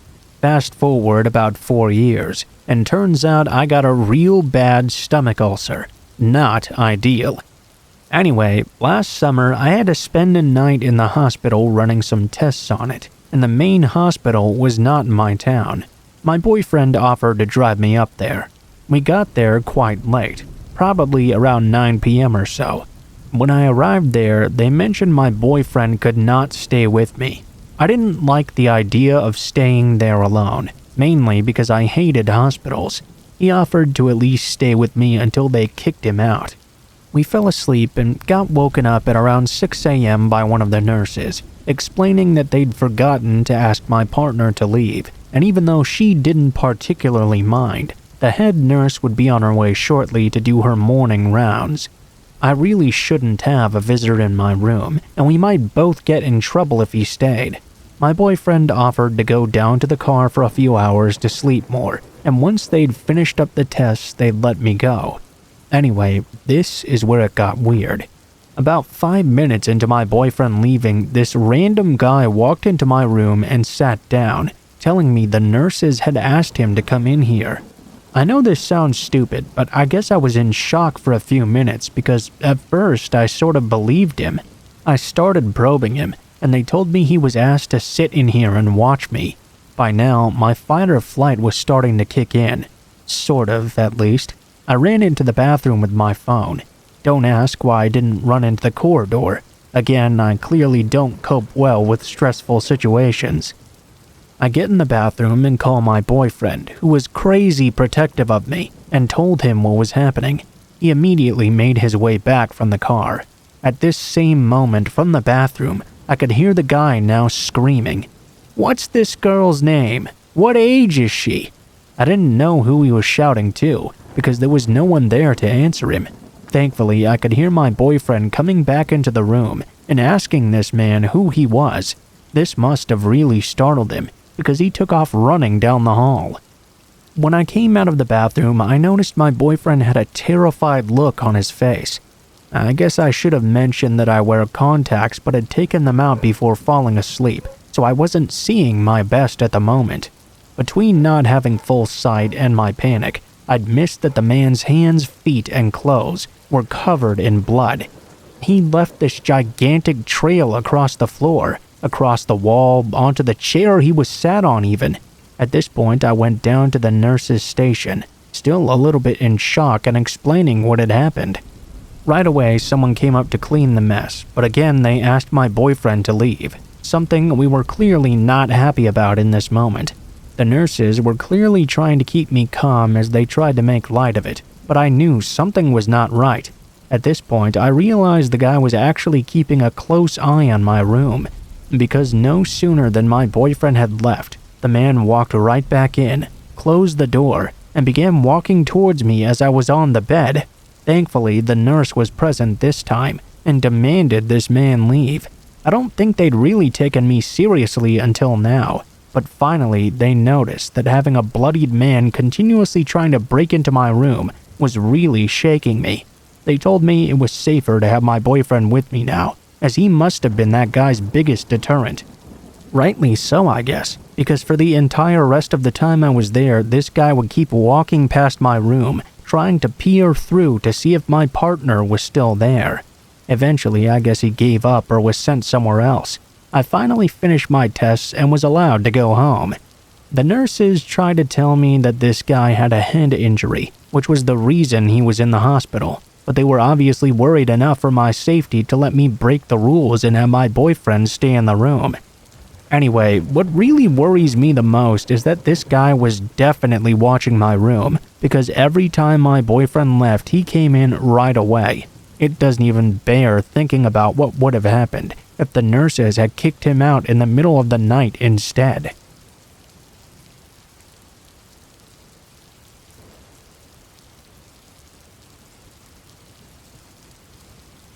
I was in the hospital for about 10 days suffering from a kidney infection.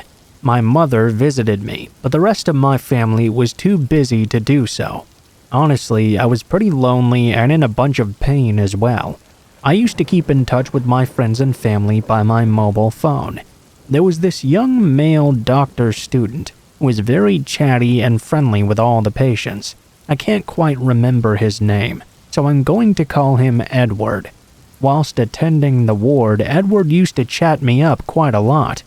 He was very intelligent and nice and seemed a decent chap. He even gave me a get-well-soon card to cheer me up. The other female patient teased Edward and said he should ask me out. I made it very clear though to Edward that I did not fancy him at all. I told him instead he was like a brother to me. Edward just laughed at what the ladies had said. He assured me he didn't fancy me either, and said that a patient-doctor relationship was very unethical anyway. After 10 days, I felt a lot better. The doctors discharged me. I said my goodbyes to the other patients and to Edward, and wished him well in his studies and career. I called a taxi to take me home at this point. I'd put my mobile phone on silent. When I reached home, I checked it, and found I'd had 8 missed calls from a number I did not recognize. I was puzzled, but I didn't really think too much of it. I thought I'd just ring the number the next day and find out what was going on. I had my shower and went to bed. The next morning, though, I checked my phone, only to realize that I'd forgotten to put the ringer back on. I'd seen that I had another 10 missed calls during that night. I called this number, and a man answered the phone. To my surprise, it was Edward. I was extremely annoyed and asked Edward how he'd even gotten my number. He told me I'd given it to him, but I assured him that I had never done so. He insisted so much that I honestly started to even doubt myself. After all, I was in the hospital in a lot of pain and doped up with morphine most of that time. Anyway, Edward and I chatted for a small amount of time before I hung up. He called me again a few days later. I was recuperating at home. He would call me every few days from then on. One day, I told Edward I could not talk, as I was still not well. I really needed to go food shopping before the shops closed, too. Edward offered to shop for me and bring the food over to my place, which I politely declined. After that incident, Edward started calling me every day. I often didn't even take his calls at this point. He texted me, saying he needed to talk as his mother was ill. I answered his call because of that. Then he told me he had only said that because he wanted me to answer the phone. He said he knew I had another appointment in a few days' time, and he would meet me there. He told me he had a new mobile phone for me, and would put me on his family plan as well. I asked him how he even knew I had an appointment, and he told me he'd accessed my medical records. I did not attend that particular appointment, because I really did not want to see Edward now. I told him I didn't want any more contact with him at all, and to leave me alone. Edward told me he was in love with me and wanted to marry me. He kept on calling and calling, and I did not take any of his calls. In one day, I'd have maybe 40 missed calls and 60 text messages from him. He would even call me in the middle of the night at like 3 a.m. Needless to say, I was very creeped out and beginning to get somewhat scared. One day, I had a call from a new unknown number. It was Edward. He was now changing his number, so I'd pick it up thinking it was someone else. Really scared now. I told the police, but they said there was nothing they could do, as he was not really threatening me. And Edward kept on changing his number, using pay-as-you-go phone chips. It was hard to prove it was actually him calling. At this point, I felt Edward was one of those people that could possibly get nasty and dangerous. I was particularly scared, as my mom pointed out to me that he could easily find out where I live by just checking my medical records. At this point, I asked a good male friend of mine to answer Edward's phone call to me and pretend he was my new boyfriend. Well, that didn't work. Edward refused to believe I had a boyfriend. I was at my wit's end at this point. I wasn't eating or sleeping. I was terrified. I had friends stay over with me all the time, and I made sure I was never alone. One morning, I just sort of woke up, and instead of fear, I was extremely angry. How dare that stupid little coward bully me and take over and ruin my life? I telephoned Edward instead. I was very firm. I told him if he ever contacted me again, I would report him to the dean of his university. I would send the dean everything he'd ever written me, and his career as a doctor would be over. From that day forth, he never did contact me again. I really wish I'd thought of that sooner. I was just so relieved, though, that I could finally lead a normal life again.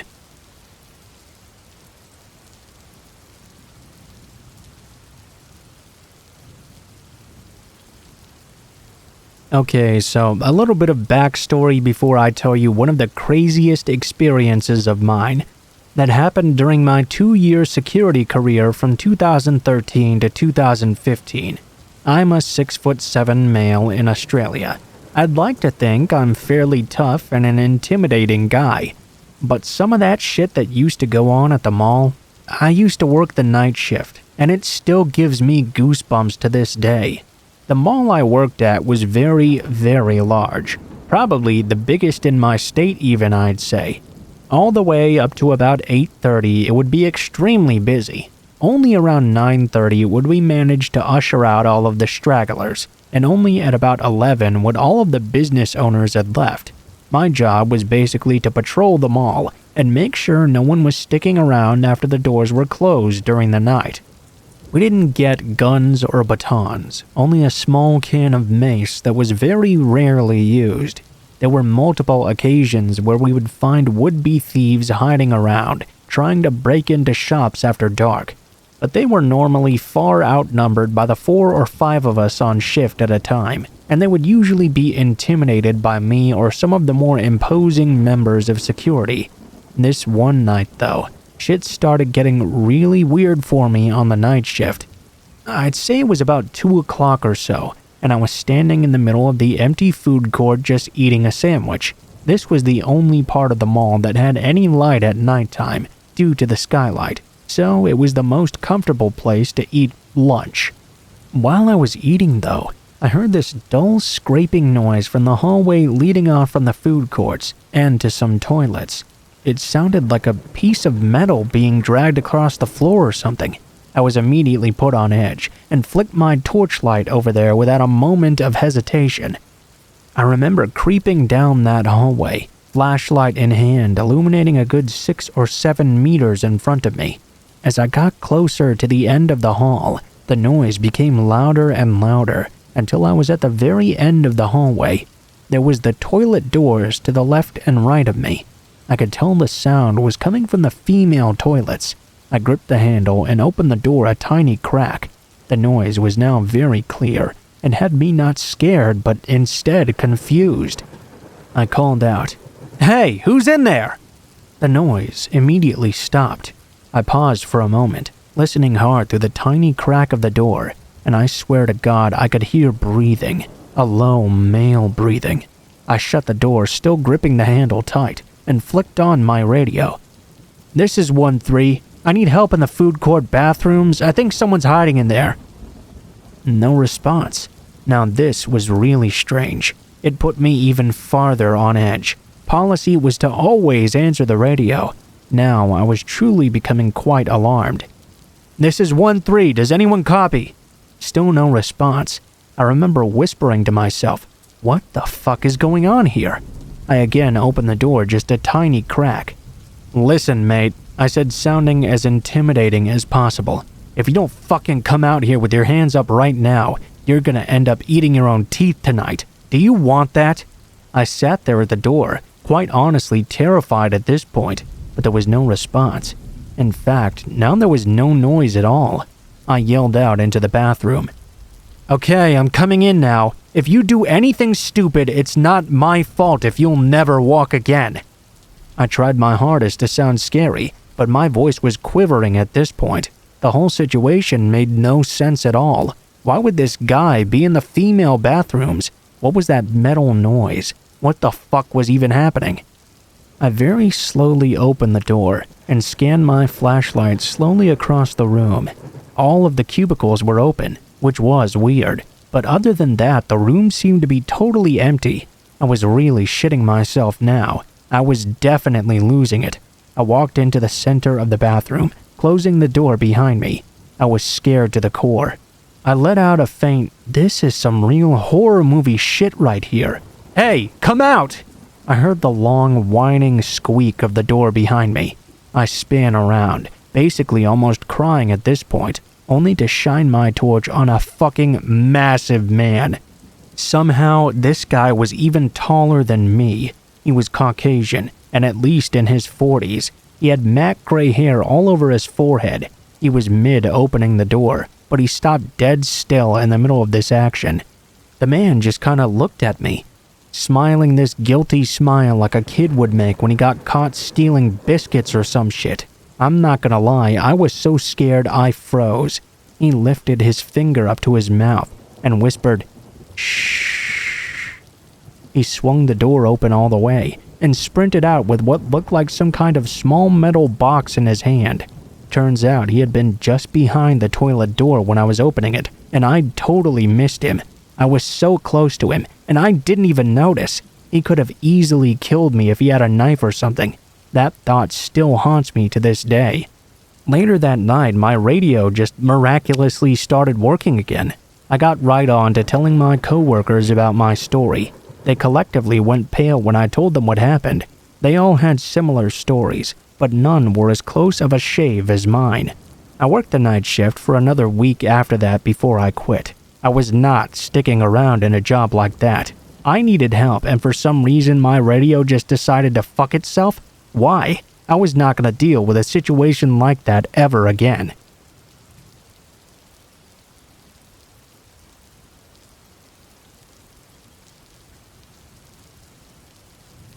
This story might not be poop your pants scary or anything like that, but it has left me shaken and very uneasy about working late shifts. Anyways, I had just finished my first year of university and taken up a position as a taxi dispatcher with my boyfriend's cousin's taxi company. For the first week and a half, I worked mainly day shifts until the owner decided to extend the hours to 24/7. I was the lucky employee who would be covering 3 to 4 of these shifts a week. The next week I was working would be my first night shift alone. The driver would be out all night looking for fares, which meant a lot of the night would be just me.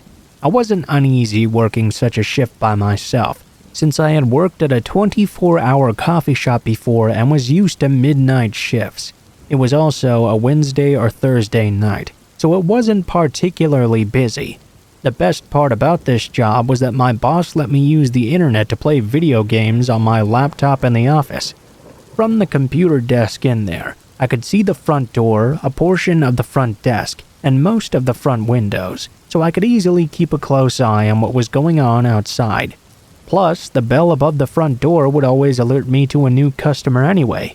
This meant I wouldn't be caught off guard if I got a little bit too into my game. This particular night, I was working with a taxi driver named Dave. Dave was about 6'3" and 300 pounds, plus he suffered from several health problems, one of which made all his movements slow and painful. He definitely was not Mr. Fitness or the type of person who would be able to defend themselves or others very easily. Sometime during the early hours of the morning, around 1:30 to 2 a.m., Dave got a call to go pick up someone in a town 15 minutes away.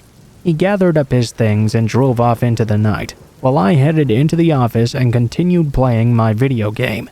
About 15 minutes later, though, I caught something over the top of my laptop. My mind froze immediately. I could hear some panting, and in the reflection of the window, I could see someone sitting down in one of the waiting chairs. I walked to the doorway that connected the front room with the office. I glanced over into the sitting area and nearly shit bricks. Some guy with a massive rat tail had managed to ninja his way into the office and was now sitting in one of the chairs with his face buried in his hands. This guy was extremely dirty and sweaty and sounded like he had just run a marathon or something. Now, the rat tail should have tipped me off, but I found it more hilarious than frightening. A few moments passed, and I finally got up the courage to ask him if he needed a cab. He didn't respond at first, so I asked him again. He looked up at me, and I took a step back into the office. His face was scratched up and covered in blood from a wound on the top of his head. I was shocked and immediately offered assistance to him. "I'm fine, I don't need help, I just want to go home." I asked him if he needed a cab, and if so, where he would be going. He told me he lived about 20 minutes away and wanted Dave to take him home. After that, shit started to get weird. I called over to Dave using the radio to tell him there was a new fare in the office and he wanted a ride. He told me he'd be another 10 minutes or so. My hand was on the phone the entire time, just in case this guy made any sudden movements. Instead of going back into the office, I decided it was best to stay out front where there were two great big bay windows that would make it easy to see what was happening inside. I didn't feel as though he was a particular threat, but he seemed really angry about something. I wanted to make sure that if something did happen to me, people would be able to see it. I walked out into the front room, and as I got closer to the gentleman, that's when I saw it. He was not just bleeding from the head, but from the shoulder and knees as well. I asked him again if he was okay, and I offered to call an ambulance for him. Bad idea. "You don't need to be doing that," he told me. "It ain't like I killed nobody, right? I never killed nobody. Don't go doing that. You don't need to call anyone. I just need to get home." "Okay, I'm sorry. I just noticed that you're kind of bleeding pretty badly. I thought maybe you'd like someone to make sure you're okay." "I didn't kill nobody. That asshole should have kept his mouth shut. He got what was coming to him. He shouldn't have said those things. But it ain't like I killed nobody, so you don't need to call nobody. I just want to go home." "Okay, but you're bleeding," I told him. "I swear I didn't kill nobody. Please don't call the cops. I don't need the cops. I just need to go home. I didn't kill anyone."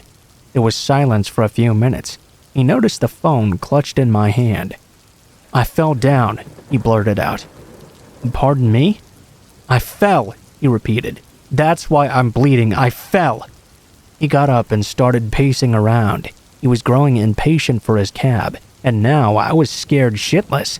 Blood was on the chair and the floor. I had the phone in my hand, and every once in a while he broke the silence with another string of incoherent babbling about how he had done nothing wrong. He hadn't killed anyone, and I didn't need to call the cops because he was a good guy. Eventually, Dave radioed over that he was about 2 minutes away. I breathed a heavy sigh of relief. He pulled up out front and the man hopped into the car and they drove off.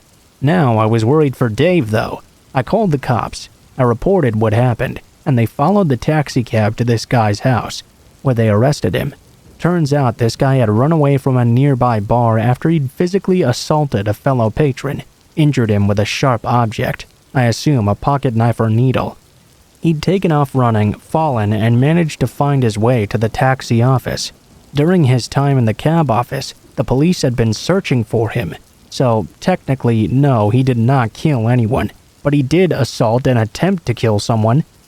I also found out that one of the other drivers, Steven, knew the guy from high school years ago. This guy's name was Duke, I guess, which explains the rat tail, and he had a long history of violence. He also had a history of coming home drunk and cracking his wife's skull open from time to time. Whether he had planned to do that to me that night, I can't say, but I'm just glad that guy ended up in the drunk tank for the night.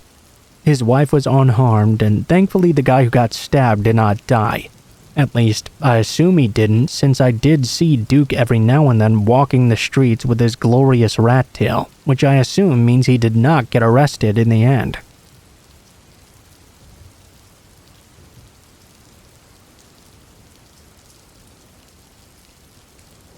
So this is a true story that happened to me years ago. I'm from Germany and worked at an old people's home in a little German town around this time. The facility was in a very rural area on the outskirts of town. One night, I had a night shift with a new coworker I'd never worked with before. He was in his mid-50s wearing these little round glasses, and for some reason, he seemed a little bit strange to me at first sight. There were always only 2 workers alone in the facility at night, and our job was to watch after over 100 rooms on 3 separate floors and make control rounds through the whole facility.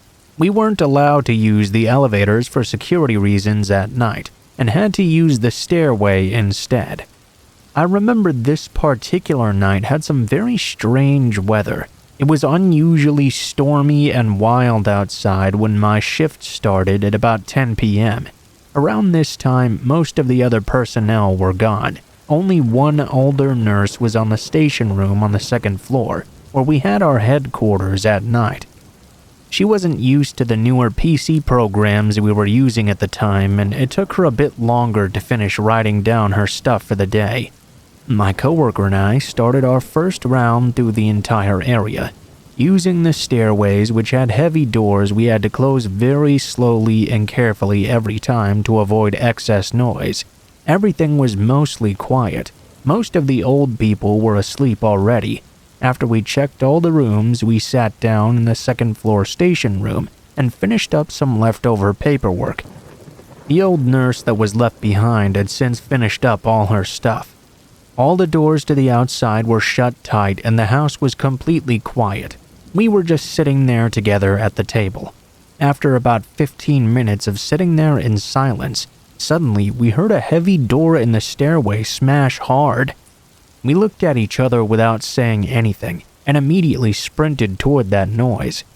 I ran up the 3rd floor to search, and my workmates sprinted down to the ground floor. But no matter how hard we searched, we didn't see anything or anybody suspicious. We even checked the stairway windows, and all were closed properly. Someone must have been in the stairway though, we concluded. We found nothing as we continued our tour, rechecking from the 3rd floor all the way down to the ground floor. From there on, I couldn't stop thinking about who the hell would sneak around these floors in the middle of the night. There should only be old people left behind. It was around 2 a.m. when we had to change the double sheets from an old invalid man who'd pissed in his bed. I stood in the corner of the room beside the bed, backed up against the wall. My coworker was on the other side. I remember I was watching the door, kind of just expecting someone to peer into the room at any moment. While I was concentrating on that door though, and lost in my thoughts, suddenly my coworker freaked out of nowhere. He began screaming at the old man, ripping around the sheets and tossing him as well. His face had an extremely angry look. I was shocked and didn't really know what to say or do. I just watched this creepy guy in front of me freak out while some other person was sneaking around the premises unseen. I stood there pressed against that wall in the corner of the room feeling totally lost. I must have been surrounded by psychopaths or something. We finally went back down to the ground floor. Everything was quiet now. The only sounds were wind blowing fiercely. Suddenly though, we heard a dropping sound, like someone had just dropped a knife or perhaps something metallic. This time, we knew for sure it had come from the kitchen area. We ran to the closed glass door where the sound came from. It was a long dark hallway, with an outdoor leading to the trash cans and parking lot at the end. We opened that door and searched every single room. I felt extremely uncomfortable and expected an attack at any moment, but once again we were unable to find anything. Some hours later, still a bit creeped out, we started our very last tour of this night. We decided to split up this time and I checked the rooms like usual. When I walked past one particular room, I noticed an old lady was still awake and sat bolt upright on her bed. She asked me if I had been in her room 5 minutes ago. I said no, and we'd both just started our last tours. She told me that 5 minutes ago, someone had entered her room and stood there silently staring at her. She asked who they were, but they didn't answer her back. Then, after a while, the door was quietly closed once again. I got some big chills while listening to the old lady describing her tale. I told her to push the alarm button next time something like that happened. I think it's unnecessary to say how I felt for the next hours of the night every time I entered a room or walked around a corner. I knew some stranger was wandering around here, and I expected him to be standing there at any time. I was more than glad when the damn shift was finally over. Some days later, I met the old nurse who'd left the facility that night earlier and told her what had happened. She told me the back door to the kitchen area had been wide open when she went to her car that night. She had reached the open, dark back door to the parking lot and called out to ask if somebody was there. Suddenly, she got a very, very bad feeling and turned around to run to her car and drove off fast. She was really scared and tried to reach out and warn us, but found that she didn't have the number to connect with us. Well, I told her that back door had definitely been closed when we checked the area before. We never found out who was sneaking around there that night, and many a night shift worker and old person reported similar experiences throughout the following month. The coworker I had worked with that night was fired after more and more complaints about him emerged over time. I'm just glad I don't work there anymore, and I never have to deal with any of that crazy night shift stuff ever again.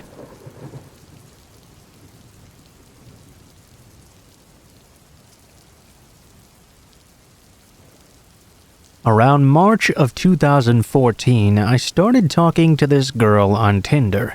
She seemed really cool and fun, and after about a week or so of talking, she suggested we meet up in person. She invited me to this coffee shop nearby, and I accepted.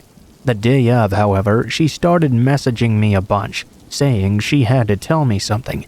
The pictures of her on Tinder were not actually of her, you see, and yes, she was a guy. He claimed he really liked talking to me though, and begged me to still meet up with him. Naturally, I declined this offer and blocked his profile and continued on with my life. About a week later, I started talking to another girl. Once again, she seemed very cool and fun, and we hit it off right away. She asked me if I spoke to people on Tinder frequently, and rather stupidly, I told her about my previous encounter with the man lady. It would take me a few weeks to realize this new girl was the exact same person as the week before. She asked me if I wanted to meet up, and I said sure as long as it was in a public place. We decided on a cafe nearby, and the next day I sat there at the table waiting. 5, 10, 15 minutes had passed and she was nowhere to be found. I then peered out the window and saw from across the street a man staring at me very intently. I looked away, waited a few moments, and looked back. Sure enough, he was still standing there staring at me. At that point, I left the cafe, hopped on my bike, and booked it home as fast as possible. I was definitely more than a little bit freaked out, but I tried to pull myself together and reason that no one could have possibly followed me. I then deleted my Tinder profile, and things were fairly normal for a few weeks after. About 3 weeks later, though, I started getting these phone calls. The numbers all showed up as unknown. I picked up the first few times, only to hear some guy breathing heavily into the phone. I was already freaked out. After about a day, I stopped picking up any call unless it displayed the caller's name. Then I started receiving strange texts. At first, they were pretty harmless, calls for attention and begging me to meet in person. Then, though, they became very sexually charged, until eventually the messages became threatening. Whoever was messaging me started throwing out my family and friends' names and whereabouts, saying he or she would get them involved unless I answered. Because they were texting me now, I could see a displayed number, but when I called phone providers, they told me the number couldn't be traced and was probably a track phone. Great. I waited about 2 weeks not responding to these texts, thinking I shouldn't feed this troll. Eventually, though, it became too much. I started getting upwards of 50 texts and phone calls a day. I would wake up to 10 to 20 every morning. I then decided to change my number altogether. The calls and texts stopped for a while, but sure enough, it started happening again somehow. I called my phone provider asking if they'd ever given out a number at a user's request, and they said their policy stated that they could not unless valid identification was provided. Then one day I tried logging onto my Facebook, only to see that my login was denied. Within a single day, friends had started contacting me, asking what the hell I was doing. Apparently, they were all getting these terrible messages from my account. In particular, one of my girlfriends was receiving messages about her mom who had died years ago. I apologized profusely and told everyone what was going on. I contacted Facebook and explained the situation, and they helped me access my account again, at which point I deactivated it. Enough was enough. I decided to contact the FBI, explaining what had been going on for over a month now. They documented everything, but told me since I or any of my relatives or friends were no immediate danger, they probably wouldn't be able to do anything. At that point, I felt stuck. I thought about hiring a private investigator, or possibly a hacker. I decided against it, however, and hoped it would all just fade out if I kept ignoring it. I left my Facebook deactivated and ignored any texts and phone calls. I never had any trouble at home, but some of my closest friends received texts as well, which definitely weirded us all out. I hated that they'd gotten dragged into this. One day I came home, and things felt very eerie suddenly. Door unlocked, windows open, no one home, a strong breeze running through the apartment. I did a thorough check of the place and found nothing else weird, so I locked everything up tight and waited for my roommates to get home. It's been almost 7 months now, and the calls and texts just kind of suddenly stopped. I'll still get the occasional one, but at most every 2 weeks now. At the peak of it, I was receiving hundreds a day. This has definitely affected my social and personal life. I became much more wary of the people around me and my surroundings. I felt like I couldn't really focus on anything until this all stopped.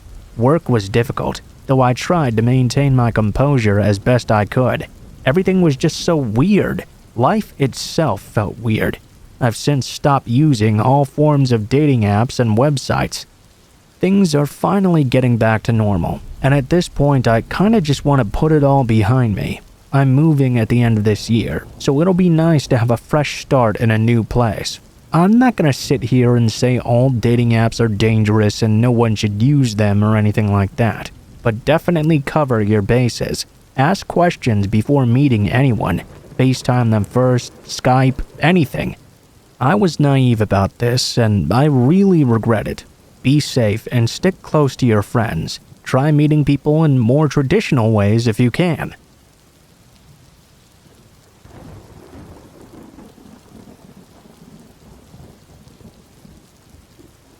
Let me preface this by saying that this story happened when I was a lot younger and less worldly wise about the creeps of the world. Had I known back then what I know now, this story would have ended before it even began. Unfortunately, this story begins when I, a 16-year-old girl, got bored one day and decided to download a version of the Tinder app. After a couple of swipes, a guy's face popped up. What intrigued me was that he didn't have his name in his profile. Now, he didn't seem like a rapper or anything like that, so I swiped out of curiosity. We matched right away and began talking. Just a pretty run-of-the-mill conversation to start. What do you do for fun? Been to any parties recently? That sort of thing. After a bit of digging, it emerged that he went to the school at the bottom of my road, so we arranged to meet up that weekend. At this point, I didn't even have his real name. I felt too awkward to ask it though. After all, we'd been talking for all this time. Saturday came and Mark turned up about 20 minutes late. He was carrying a rose, presumably to make up for the fact that he was only around 5'2", which he'd very cleverly omitted in the photos he'd posted. I'm not usually into short guys, but I figured why not give it a chance, you know? We went and sat in a park at the town center to talk. We talked for about 2 hours about everything and nothing at all, until Mark asked if he could be so bold as to kiss me. I was flattered, but I declined. He persisted, saying this was very important, until finally I lost my temper and asked him why.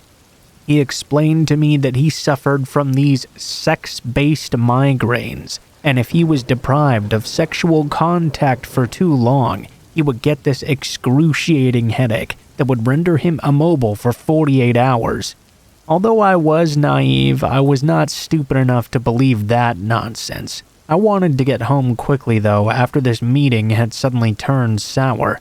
I leaned over and gave him a quick peck on the cheek, then hurried away to the piercing parlor across the road, where the owners knew me and talked with me for about an hour, at least until I felt secure enough to get the bus home. I thought that would be the end of the encounter, and traveled home quite calmly. You know, just another mediocre date. Me and my mother never had a strong relationship, and I didn't want to talk to her about something like this. Because of this, when she asked how my day was, I sort of brushed it off and said I'd met up with a friend for lunch. After dinner, I went upstairs to my room and pulled out my phone. My stomach dropped immediately. There was a Snapchat notification from that guy. I don't know how he got it. Maybe my username was the same on the profiles or something like that. I don't really know. I gingerly opened it. It was a 10-second video of him lying in his bed at home, looking dazed and confused. The caption? "Look what you did to me." I realized he was actually faking a migraine and filming it to send to me. I blocked this account, needless to say, and sat there watching TV for a while. No harm done, just one more thing to deal with, I thought. From knowing where I went to school and the fact that I have a somewhat unusually spelled first name, a friend request came in from Mark a couple of days later. I declined it, and he sent one again. I was a little bit weirded out. He seemed to have some mutual friends with me, and from his profile I figured I could learn a bit more about him, i.e. how to avoid him. The messages started pouring in immediately, starting with, "I really enjoyed today, I hope we can see each other again soon," and ending with such gems as, "I need you, you're mine." I laughed and blocked him again. One day I was getting my bus to school when a familiar face smiled at me from the bus stop. It was Mark again, this time with his friends. I wasn't suspicious immediately. After all, my bus stop was just opposite to his school. I vaguely knew one of his friends as well. I smiled and made false pleasantries until my bus came. This was only the first of my many encounters with Mark though, all of which I brushed off as a coincidence. He lived and went to school in the same part of town as I did, so it wasn't uncommon for me to go a day without seeing someone I knew. This is why I didn't put it together at first. The very last encounter though I had was on my way to meet a friend. The week before, I had severely twisted my knee playing netball and was struggling to walk from my bus stop to where my friend had arranged to meet me. As I turned the corner, who should appear but Mark, smiling and greeting me with a wave. He asked me what had happened to my leg, and I told him honestly I'd received an injury. He asked me where I was going. I told him I was meeting my friend. He asked what time I was meeting her. I said in about an hour.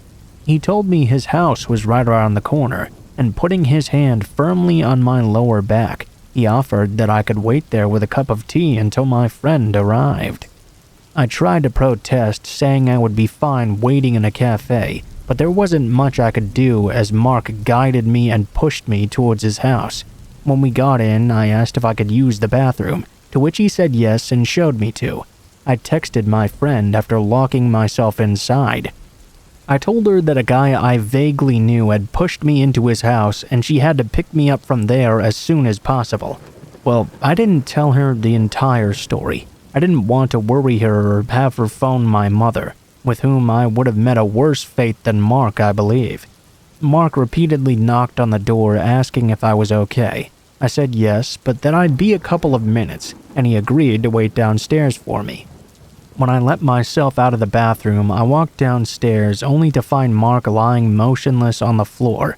I panicked, thinking something must have happened to him, and went to check his pulse. As I reached down, though, his hand shot out immediately to feel my breast through my shirt, and he weakly croaked out, "Need release." I batted his hand away and tried to stand up. "I need you. Feel me." His trousers, which I had not looked at until now, were unbuttoned, and he was stroking himself, eyes now wide open and locked onto me. Needless to say, I freaked out. I ran back up the stairs and struggled with the lock on the door, hearing his slow footsteps getting closer. Just as I was opening it, his voice called out from the other end of the corridor. "Could you at least help me clean my oven then?" I whisked the door open and slammed it behind me, almost in tears at both the pain in my knees and the sheer strangeness of this situation.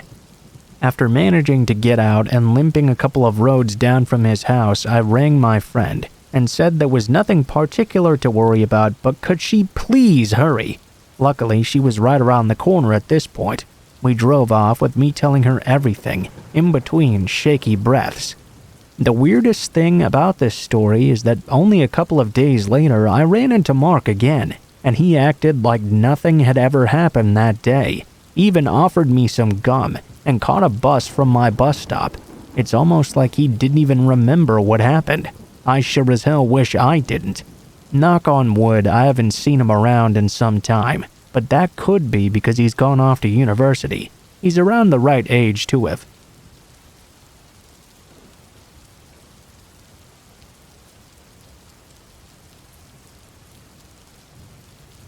When I was a teenager, I worked for a concert production company and a couple of related companies that did merch at local shows. The venues for these shows range from festivals to all-ages venues to even the occasional huge gig. This encounter takes place at a teen girl pop show. word to the wise, if you work in the music business and want to take a glimpse behind the curtain of true creeperhood, go to a show put on by a teenage female musician. Most of the audience were teenagers, sure, but there were a depressingly high amount of weird guys who didn't appear to have any daughters in tow. My job at this particular show was to walk through the crowd and sell stuff. Not really a bad job by any means. Lots of exercise, a very fun atmosphere, and you got to watch the show for free. Kind of, sort of. It wasn't that great when it was Christina Aguilera or Hilary Duff or something, but when it was a band you liked, that was pretty awesome. Anywho, about 2/3 of the way through the show, I sold all my glow sticks and had to duck backstage to get some more. Turns out the entire stash back there was all gone too. Because of this, one of the management guys gave me some keys and told me to head down to the lower level to grab some out of storage. This was the level that had the locker rooms and access tunnels for the basketball team that usually played there. The lower level that wasn't taken up by sports stuff was mostly assorted weird storage and access tunnels, not really an area of the arena that I was super familiar with. Well, once I took the elevator down, it suddenly hit me that despite the fact that there was a show going on right that second, the entire lower level on my side of the arena was completely deserted. In a 14,000 plus seat building, this was kind of weird. Unless it was way after hours, there was almost never any time you were completely alone. I got about 100 or so feet down the hallway from the elevator, then rounded a corner. I actually thought I was seeing a zombie for a second. There was a relatively young adult man, just standing there in the middle of the hallway, kind of twitching and gurgling like he was having trouble breathing. He kept on making these really weird noises from the back of his throat, and he was staring up at the lights on the ceiling. After reminding myself that zombies aren't actually real, I worried this person might be having a seizure, so I did something really stupid. "Hey, are you okay?" It didn't even occur to me that calling out to a strange adult acting weirdly in a deserted area would be bad news for a skinny teenage girl. His head snapped immediately, and the look on his face was angry and malicious. He didn't look like he was in distress. He looked like he was about to fucking kill me. He was pretty normal looking otherwise. Decent hygiene, clean shaven, not dressed like a slob, but there was something in his eyes that was not right. It was like he couldn't see I was there at all. Obviously, I did the bravest thing possible. I turned around and ran as fast as I could back to the elevator. I can't say for sure, but I think I heard footsteps chasing after me. Maybe I just imagined it though. I reported him to the venue security because he was in a secure area. So secure, in fact, that in theory the elevator should have had a guard down there at all times. But for whatever reason, this time it hadn't. Maybe he didn't even use the elevator to get down there. Who knows how or why he did. I never personally found out what happened, but the paper reported the next day that 6 people had been arrested for drug use at the venue. I really wondered if he may have been one of them. If he was tweaked out of his mind, it would have explained the completely terrifying behavior. It wouldn't really explain, though, why he was an adult male, possibly on his own, in a secure area at a girls' pop show for young teens, though.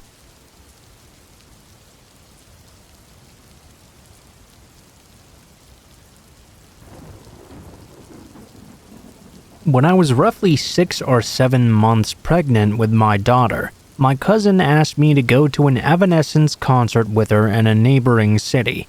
We were both pretty excited, and had really decent seats that were front of stage too, right behind the floor/standing area. Since I was pretty far along, my cousin offered to go and get us some drinks and a snack to tide us over until after the concert. She had only been gone for about 5 minutes, when this older man sat down right next to me. Immediately, the man began to strike up a conversation about the concert. You know, if I'd heard of the opening band before, casual concert chatter. He was slightly overweight, balding, and had this real oddness to him. Not wanting to be too rude, I gave short answers and fiddled around on my phone, hoping he'd get the idea I wasn't really interested in talking to a random person. A few minutes of awkward silence passed by when he suddenly began asking questions regarding my pregnancy. They weren't the typical questions either. How big would my breasts get? Does my baby fall asleep or get squirmy when I have an orgasm? And a few other things along those lines. Needless to say, I was extremely uncomfortable and decided to just ignore this guy. Another man a row behind us heard all of these and tapped me on the shoulder to ask if I was okay. He glared at the pervert until he finally left. I breathed a sigh of relief and thanked the kind stranger. He told me no problem and said to give him the word if the pervert came back. Thankfully, my cousin returned only a few minutes later, and the concert began. It wasn't until halfway through the show, when Evanescence took a quick break, that the pervert suddenly showed up again right next to me. This time, he laughingly said the concession attendant had given him an extra fountain soda by mistake and offered it to me. I politely told him no, and told him I didn't like soda. My cousin had already gotten me a drink anyway. He glared at me and really insisted I take this beverage from him. Finally, to shut him up, I took it and put it on the floor between my cousin and I. He seemed very happy when I grabbed it, and for the rest of the concert I could see him eyeing me and muttering something to himself. When the concert finished and we got up to leave, the man grabbed my hand. I felt bile rise up in my throat and snatched my hand away from him. He looked shocked that I'd done this, then glanced down at the untouched soda. Immediately, he began to scream at me for not drinking his gift and how he'd bought it especially for me. How funny. I thought he'd said they'd given him an extra on accident. The man would not let me pass by. The place was crowded with people trying to get to their cars. I felt trapped, and this guy was becoming more irate by the second about me not drinking his damn drink, so I did the only thing I could think of. I pissed myself and started screaming my water had broken. That got people moving damn fast out of our way, and we were finally able to lose the guy in the crowd. We made it home with no other incidents, and the entire time my cousin was apologizing for being absolutely clueless. This was after I explained to her that I wasn't really in labor and I just pissed myself. I still have no idea what that guy was after, but I really feel like he must have slipped something into that drink.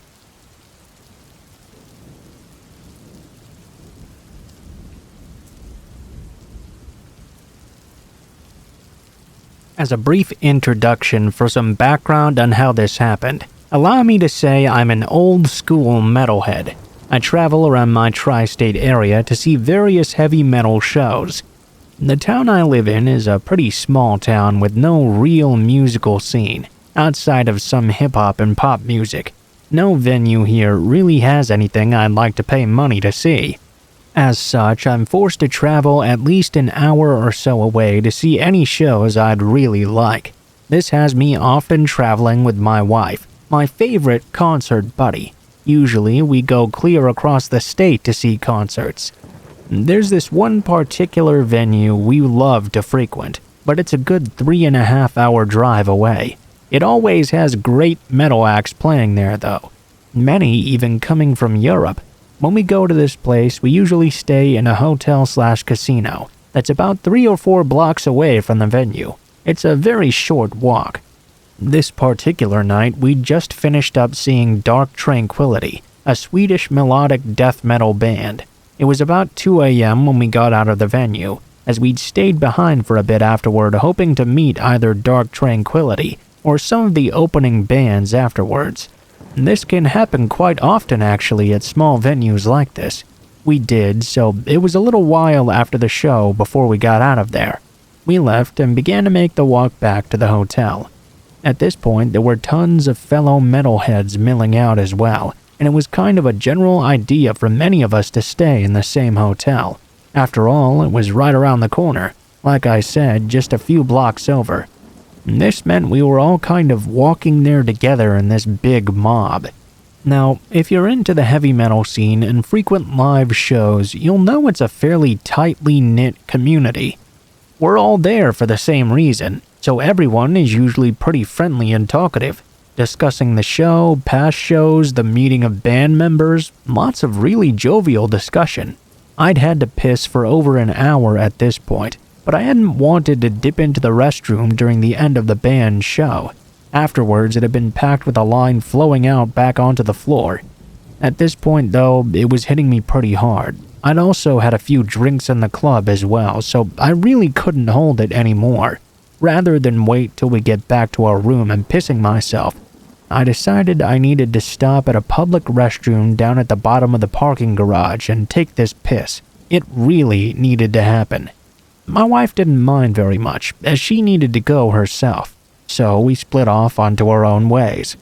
I come into the restroom and think I'm by myself, so I hit the first urinal there and start my go at it.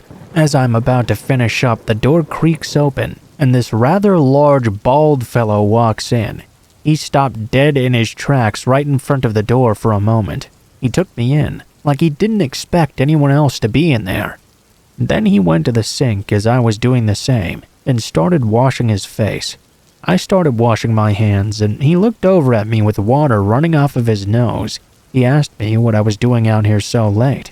I explained I was coming back from a concert without even looking at him.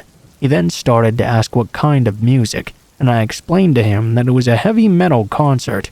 He kinda shrugged and nodded and said, "Cool." I finished up and dried my hands. He turned around and grabbed my upper arm. "Hey, then maybe you're interested in buying something I have."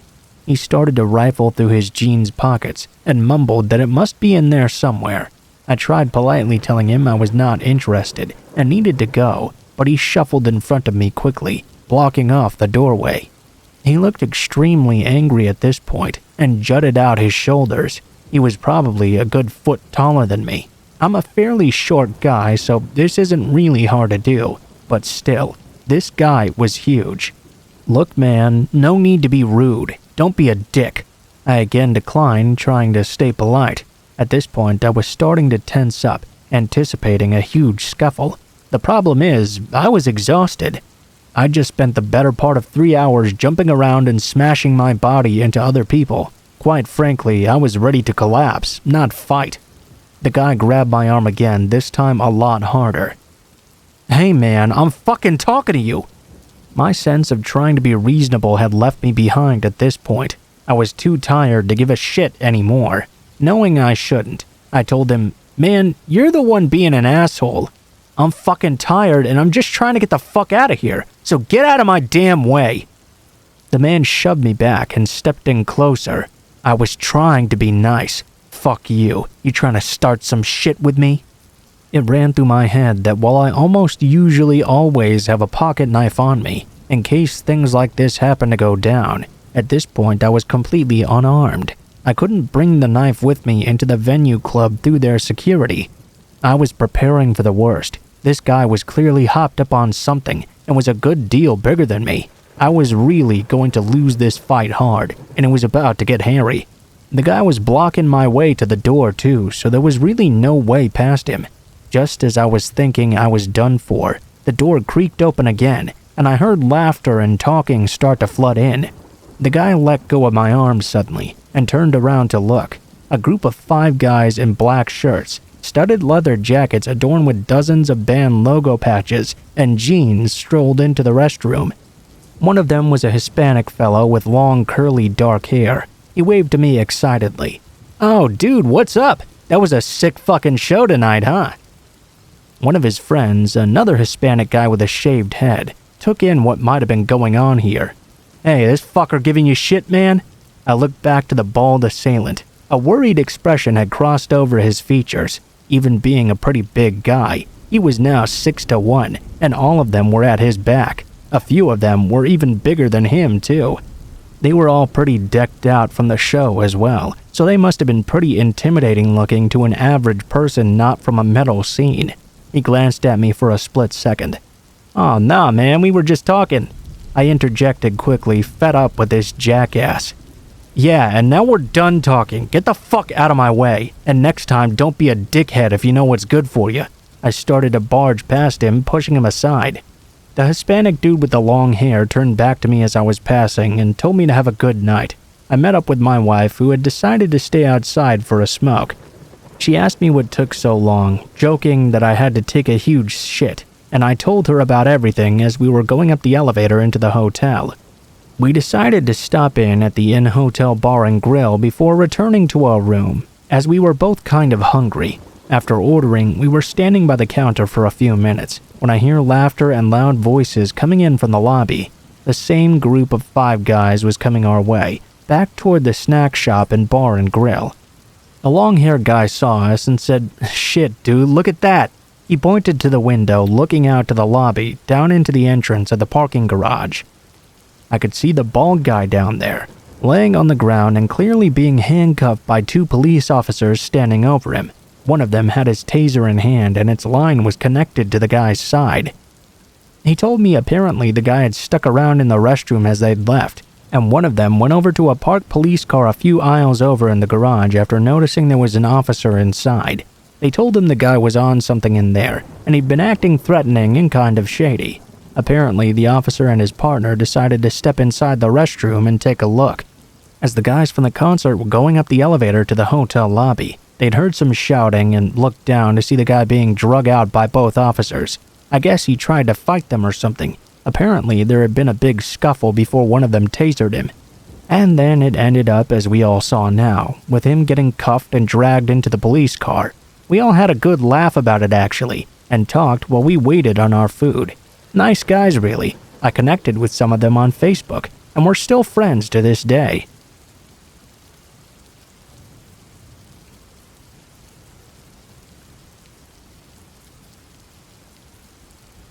This happened around 10 to 12 years ago, and I'd almost completely forgotten about it until now. It's a somewhat short story, but at the time it absolutely terrified me.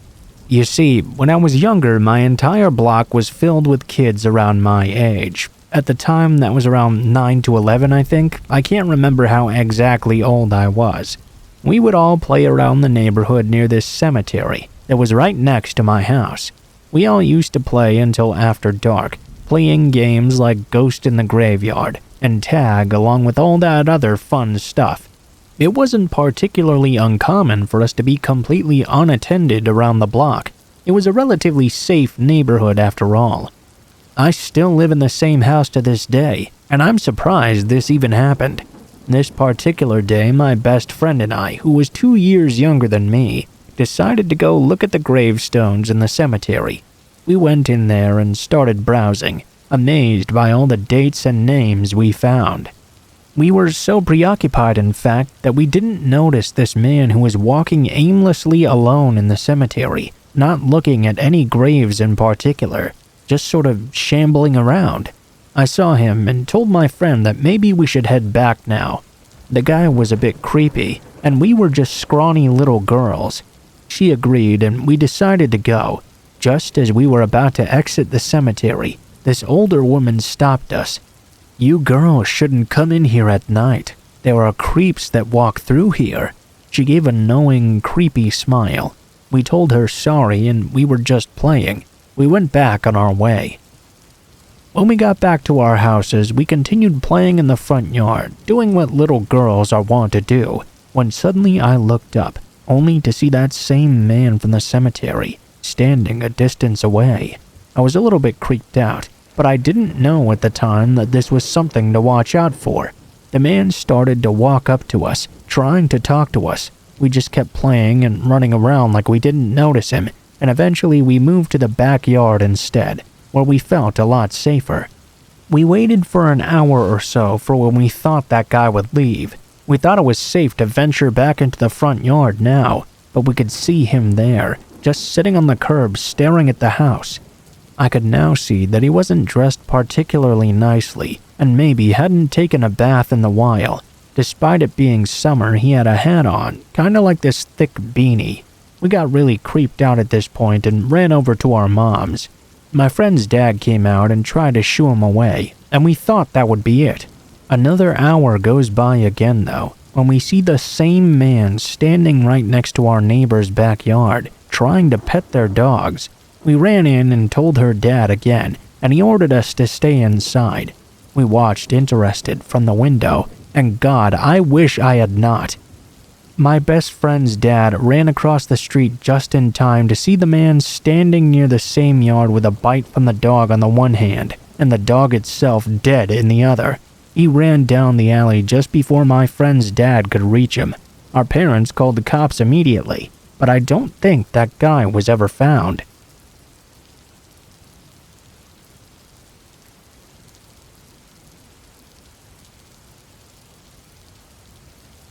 I think it's time for me to post a creepy story about an incident that happened about 2 years ago, and this seems like as good a place as any to share.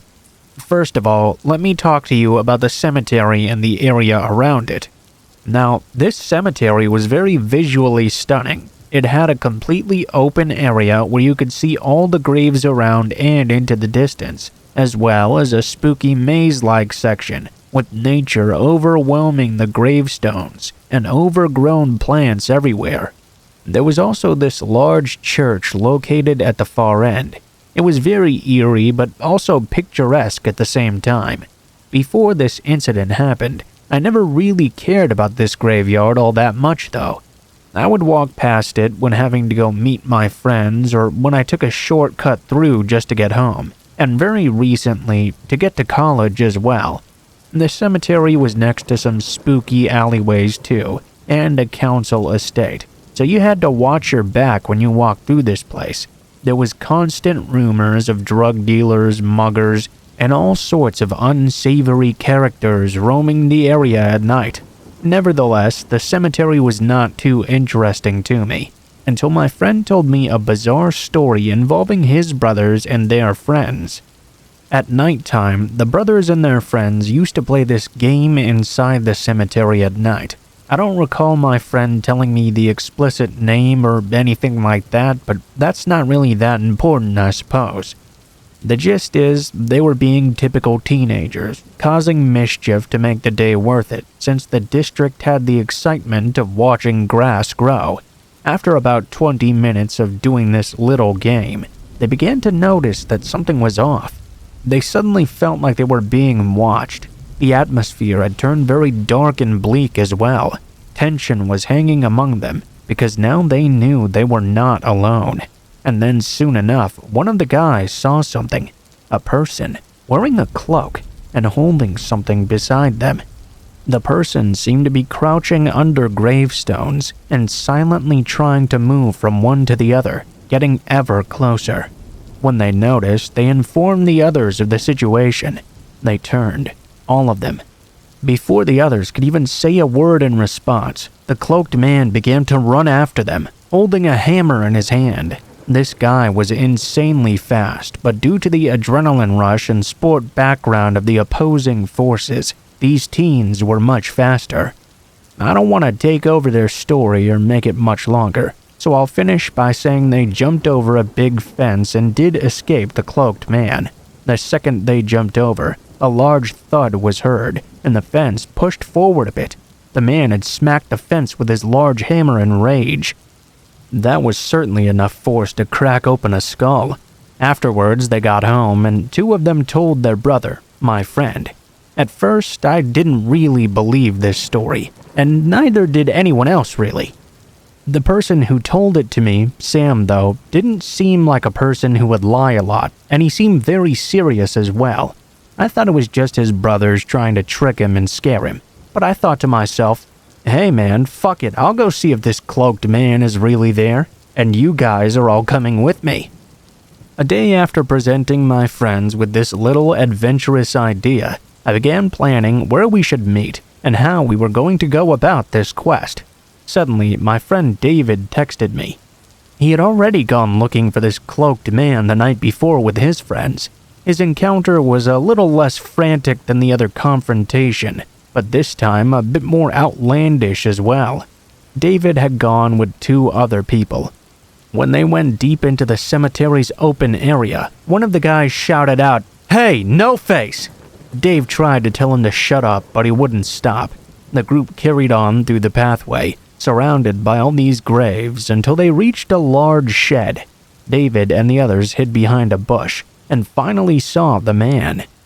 It seemed the cloaked man was inside this shed examining various weapons, a large hammer, a rusty-looking wrench, and a decaying machete. Eventually, he stopped and walked out of the shed and off into the church. Unexpectedly, the church bells rang, quite loudly as well. The guys watching didn't exactly know what was going on here. The bell was ringing for a good minute.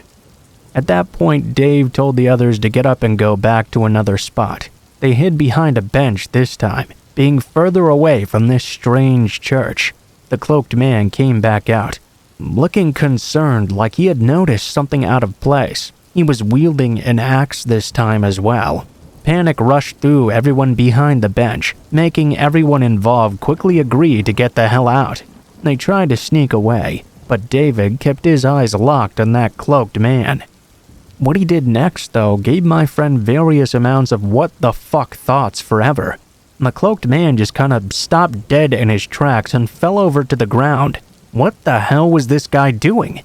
He was crawling around the gravestones rapidly, going from one to the other like he was enacting a scene from The Grudge. However, he was not just doing that. He was making these weird noises too. He was spewing out these weird growling animal sounds that conquered the frigid, emotionless graveyard.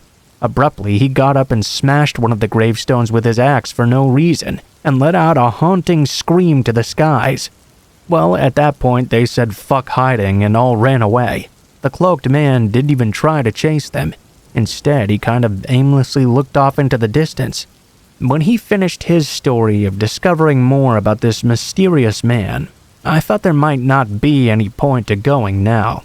We all knew for sure that this cloaked man was real, and was apparently just a weirdo that preyed on teens and poor short-lived gravestones. What else could you really find out just by watching him? Well, I'm big on adventure, so I thought that David, Sam and I, and many others should go and explore just a bit more. You know, just see what else this guy does. Might be interesting. A few days later, we put together our all-star team. Sam, David, Charlie, Mike, and I. Charlie was a fat slob and Mike was the funny man of the group, so we all met up at the local tube station, in daytime. Yeah, we were going to go at nighttime at first, but everyone, including me, wussed out, so instead we went in the middle of the day. We walked slowly through the empty alleyways and the council houses until we got to the gates, which we found locked. We hopped over, though, and began our adventure. Sadly, Charlie and Mike were already not having it and climbed back out. They weren't going to be too far, they were just going to wait for us outside. We wanted them to come too, but after about a minute of trying to convince them, we left them behind and walked through the large pathway with the gravestones around us.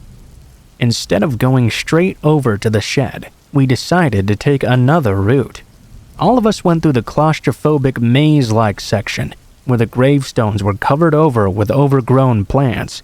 We began walking around and arguing amongst each other as well. Sam was bored and wanted out. Dave didn't care that much, and I wanted to go back out into the open and find this shed. 5 minutes of pointless arguing in, suddenly we heard footsteps around us. We looked all around but saw nothing. "Dude, grab your phone," Sam said to me. "Alright, hold on a moment." I got my phone out and unlocked it and went to the camera. I was pointing at the remoteness with my iPhone, but nothing was lurking in the distance or anything like that. At least, not that we could see. We knew someone was near us, so we began to frantically walk through this maze. Sam told me to begin recording, so I did just that. Since nothing was happening again, the recording just became a dragged-out video of us walking around like idiots, looking in every direction. I switched that damn phone off, and we went deeper into this maze. It got darker and darker and tighter and tighter. And then I saw it. The cloaked man was following us. I finally saw that fucker. When I looked behind, I noticed he was hidden right behind this huge angel statue, and he was stupidly close. "Guys, he's right there behind us. Let's get the fuck out of here." David, being the confident and curious guy of the group, walked back and tried to catch the guy. I didn't want to see this person pop out, but I wasn't leaving my friend behind. so we all went to see behind the statue. Somehow, he was already gone. Sam began to get scared and wanted to go home. He had this crawling feeling that the cloaked man was still staring at us. We continued on though, being young idiots, and that's when I spotted him once again, this time on the other side. He was a little bit further away from us, but I could see him trying to get closer, blending in with the trees. I started to really freak out. Dave and Sam noticed him as well, so we ran about 30 feet away and tried to hide. The cloaked man was now going in the other direction and entered the church, which was noticeable where we hid. We heard those bells begin to chime. David confirmed those were the same ones he'd heard that other night. Then the cloaked man emerged with his huge axe. Without any hesitation, he charged at our direction immediately. We were still in the maze-like area of the cemetery, but we could see that open area in the distance where the gravestones and church were located. He was far away, but definitely charging right at us. He knew we were there. Even though we were hiding and nowhere near him, he still knew where we were. He didn't change directions or anything. He sprinted in a single line with the axe in both hands. As I realized he was getting closer and closer, I screamed to run, and we legged it. We ran, and I looked behind. He was right there, ready to swing his axe at us. We didn't want to split up, so we ran around the maze until we found a pathway with large hedges on the side. No going back now. We all ran and ran through the path, but after running down, I was beginning to have a heart attack. When I looked in front, I felt so much fear. I was losing hope. This was a dead end. My friends and I were greeted by a locked shed at the end of the path, with no way to get in. No way to climb on top either. We had the feeling of dread taking over our bodies. We waited there for a few moments, and the cloaked man didn't come. We silently went the other direction, and stumbled back to the overgrown plant gravestone maze. We looked everywhere, finding broken tombstones and ripped up branches all over the place. There was silence for about 10 minutes. We searched in every direction, hoping the cloaked man had given up and was really gone. All of us were sneaking around as best we could, until we finally got out of the maze, and the claustrophobic feeling of that horrible area disappeared. The mundane gray clouds that suddenly appeared above made the open cemetery look even more disturbing and bleak than it already was. As we walked on, we could hear a thunderstorm starting, and it looked like it was going to rain. We tried to jog out of there. We looked up, only to see something sticking out. Holy shit. The cloaked man was in the distance, his hood off, standing on top of a gravestone. His face was partially visible, but not exactly. He was wearing a cliché Halloween mask for some reason. We stared at him for about 20 seconds before he got down and began crawling in our direction. Well, fuck that. We ran until we jumped over the fence. Charlie and Mike weren't there. The bastards must have gotten bored and left, but I guess I can't really blame them. After that, we were all freaked out and decided never to go to that cemetery again, although I did go there years later to film some things for college assignments. After that, we went home and that was pretty much it. The next day, though, I walked through a street with a cemetery on the left side and saw red tape and police in the graveyard, right next to that church. I wish I had asked the police officer what was going on, but I was too freaked out to go back there to check, even with the police all around. I never did find out what exactly happened there, and to think of it now, I don't think I really want to know. There were rumors that the guy that was stalking and chasing all of us was just the caretaker wearing a mask, and trying to scare people who went to the cemetery and tried to mess around. The police investigation probably had nothing to do with the cloaked man, at least I hope not, but I guess I can't really be sure.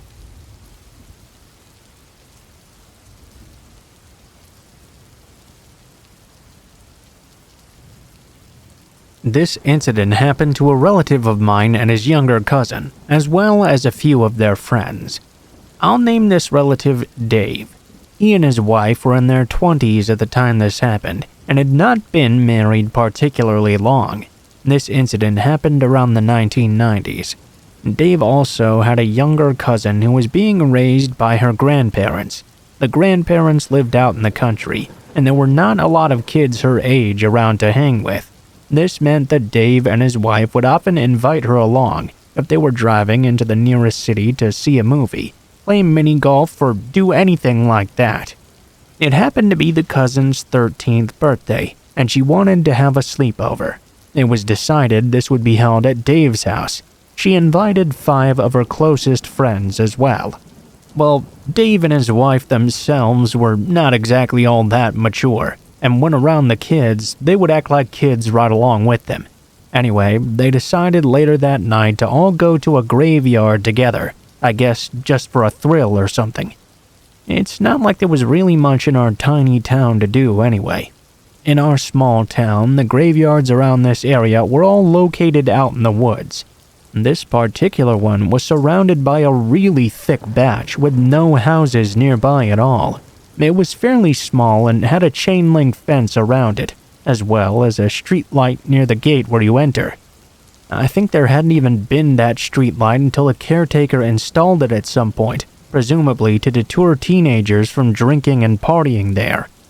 Dave, his wife, and the 6 girls all exited the car and walked around the graveyard. They were all laughing, joking, chasing each other, telling scary ghost stories, trying to spook each other. Really just doing a lot of teenage girl stuff. They finally got tired of playing around and decided to go back to Dave's house. They all went and got back in Dave's large 70s model car. The girls piled into the back, and of course he and his wife hopped into the front. All of the girls were talking and giggling amongst each other, being silly, while Dave, sitting in the driver's seat, was getting ready to crank up the car. While this was going on, though, they heard a sudden tap on the driver's side window. It wasn't a tap like someone using their knuckles. It was more of a ting, ting, ting, the sound that it might make when someone was tapping with a light metal object. Everyone looked toward that sound, only to see a man standing there, holding a machete. The tip of that machete was what he had used to tap on the window with. Dave and his wife said this guy was dressed like Rambo. He was not wearing a shirt and had some kind of rag wrapped around his head. It was painted up with green and brown paint. I guess kind of like army guys paint themselves when they go on maneuvers. Dave, for some reason, assumed this was possibly someone needing help, so he began to open his door and get out to talk to the guy. When he did this, his wife and all the girls started screaming at him and diving for the door. The girls were diving all from the back seat and his wife across the seat as well. They all pulled it shut together and locked it, then frantically began locking all the other doors. They began to scream at him even more, telling him to get the fuck out of there. While he was putting the key in the ignition, the guy did this sort of weird karate move, like you might see on TV. Dave cranked it up and they took off out of there. Later that night, they rode back to the graveyard to see if he was still there. Of course, this time they had the doors locked and did not get out.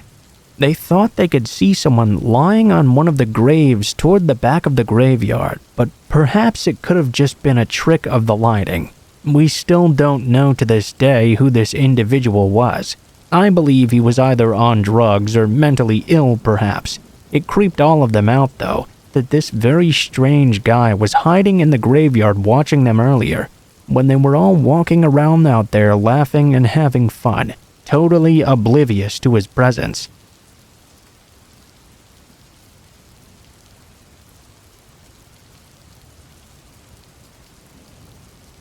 So I used to work from 4 p.m. to 12:25 a.m. Before I accepted those hours, my brother agreed to take me home each day. Well, he slacked off on that deal numerous times, and I was left to walk or skateboard home very late at night. I suppose I could have taken a taxi, but at the time I really didn't want to pay. These trips from work to my house would take an hour to an hour and a half, depending on how lazy I was feeling that night. The route I took was extremely simple as well. It was pretty much a straight shot. It was through one of the scariest and most ghetto parts of Phoenix, Arizona, though. Needless to say, I was already in a pretty bad mood this night because my brother had once again bailed on being my ride. By the way, this was a few years ago, roughly 3 or 4 I think. There I am, making my way home in the cold, lonesome dark. I'd been on foot already for 15 to 20 minutes, and I was about to go underneath the freeway. I noticed a car coming up on my way. No big deal. People are always up around this area, no matter what the time of day is. I just kept on walking, but when I looked up, I noticed the driver was staring right at me. He was still driving by very slowly, but his eyes and head were focused on me. I figured it was just a guy being weird and rubbernecking. He drove about 50 feet down when he suddenly did a U-turn and came back towards my way. My heart dropped immediately, and I realized this guy might be a real danger. Again, I watched as he drove by, his eyes strictly focused on me. He sped up and drove ahead. I stared at his car the whole time, hoping he would just leave and go on his way. But no, he made a left turn into a bank's parking lot and shut off all his lights. I was on the side of the road nearer to him. I just kept walking, my eyes searching everywhere for him. I knew I had to keep him in my sight. I kept walking because it was all I could do. Luckily, there was a low-cut wall and some dirt to space out the parking lot he was in, and the sidewalk I was on apart from each other. I walked for a minute or so when I noticed the car parked right there by the wall. I could make out the shape of a man. The door opened, and he quickly hopped out of his car. I knew now he had some awful intentions for me. I ran and jumped on my skateboard and pushed the hardest I could, the fastest my feet would allow me. I heard the man yelling at me from behind. I saw him quickly hop into his car and restart the engine. I skated the fastest I could to an empty intersection. He drove by me, keeping those shady eyes on me. He sped ahead and again made a turn somewhere in the distance. This time I stayed at a post office, trying to figure out what I could do. I didn't have a phone, and all I could think of was how I could get out of this situation. I knew he was waiting for me just up ahead. I decided to go back and go up across a bridge to a gas station instead. I kept on searching for his car, but I didn't see him around. At the gas station, I decided not to use the phone. Don't really know why. I decided just to use a different route going home instead. It was much longer, and I arrived home at 3 a.m. I went to the kitchen to see my brother's television on, the light coming from underneath his door. I was too tired to be mad, though. I just got to my room, went to sleep, and pretended I'd had a bad nightmare.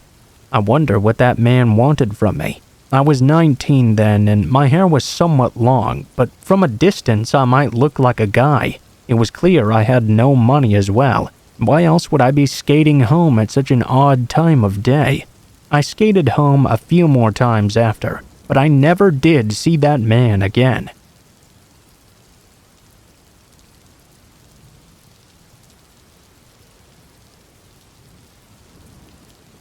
So let me start off by saying I move around a lot in between SoCal and Arizona.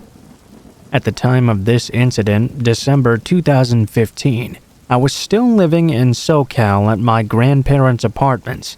I had gotten a seasonal job at Toys R Us to do something with my time and learn some people skills. I'm a 24-year-old girl and have some pretty extreme social anxiety. I sometimes find it really hard to talk to people, so I figured this job might help me with that. Another important thing to mention, my grandmother is on a government program with reduced housing cost and has a 2-bedroom apartment ever since my grandfather passed away.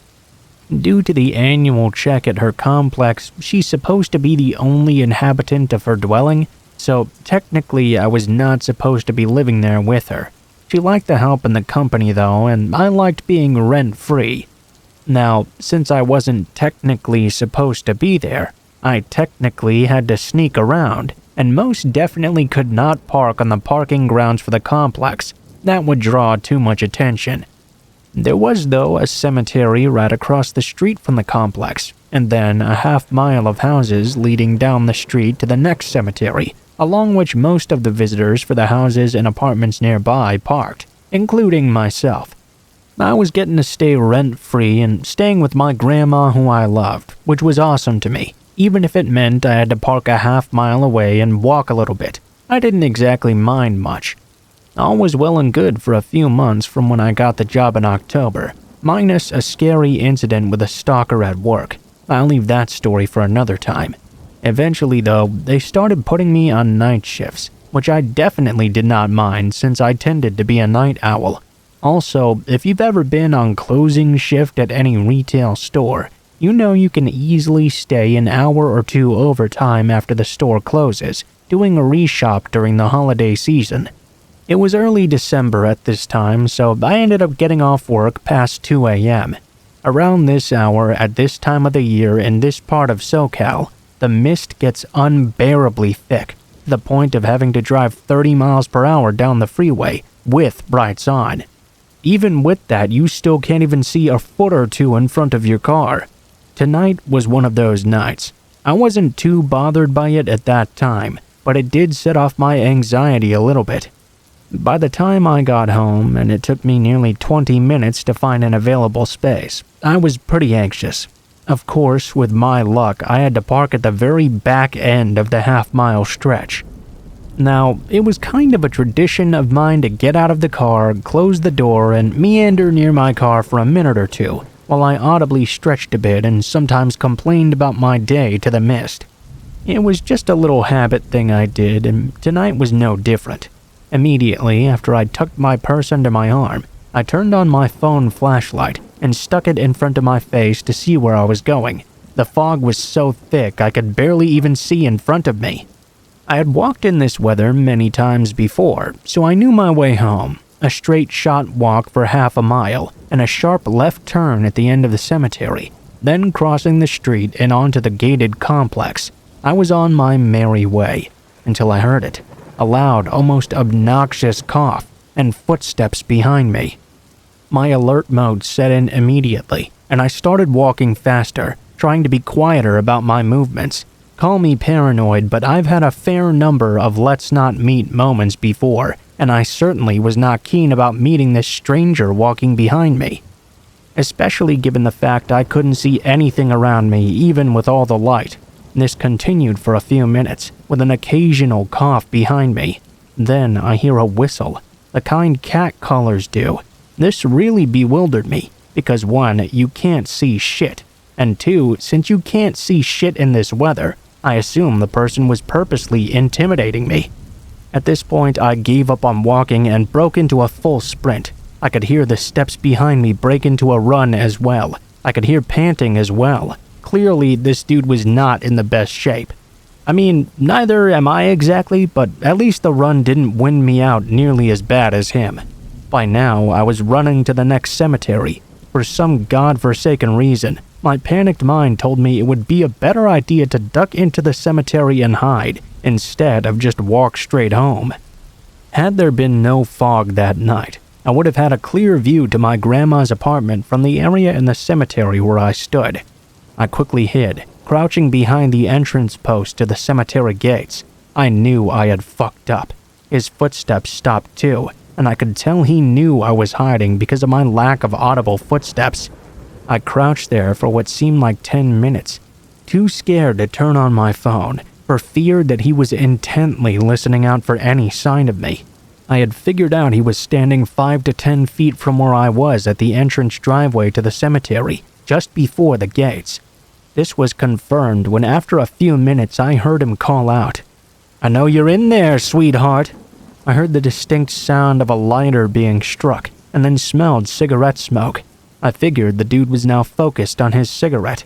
I made a run for it across the cemetery, somehow not tripping over anything, all while intently listening behind me. The cemetery's main entrance has wrought iron fencing, but the back and right end is wooden, and serves as a separator between the cemetery and the backyards of various houses. The other side, which is in front of my grandmother's apartment, was chain link. There was no other entrance or exit to the cemetery, but I knew the chain link fence had a flaw and didn't go all the way to the ground. I laid on my stomach, pushed the fence out and up, and wriggled across underneath. I ran directly across the street to my grandma's house, pounding on her door until she opened. I don't know how the dude found me. He must have been standing around nearby as I parked and heard me complain to myself loudly when I got out of the car. But either way, that was one of the most terrifying experiences I ever had.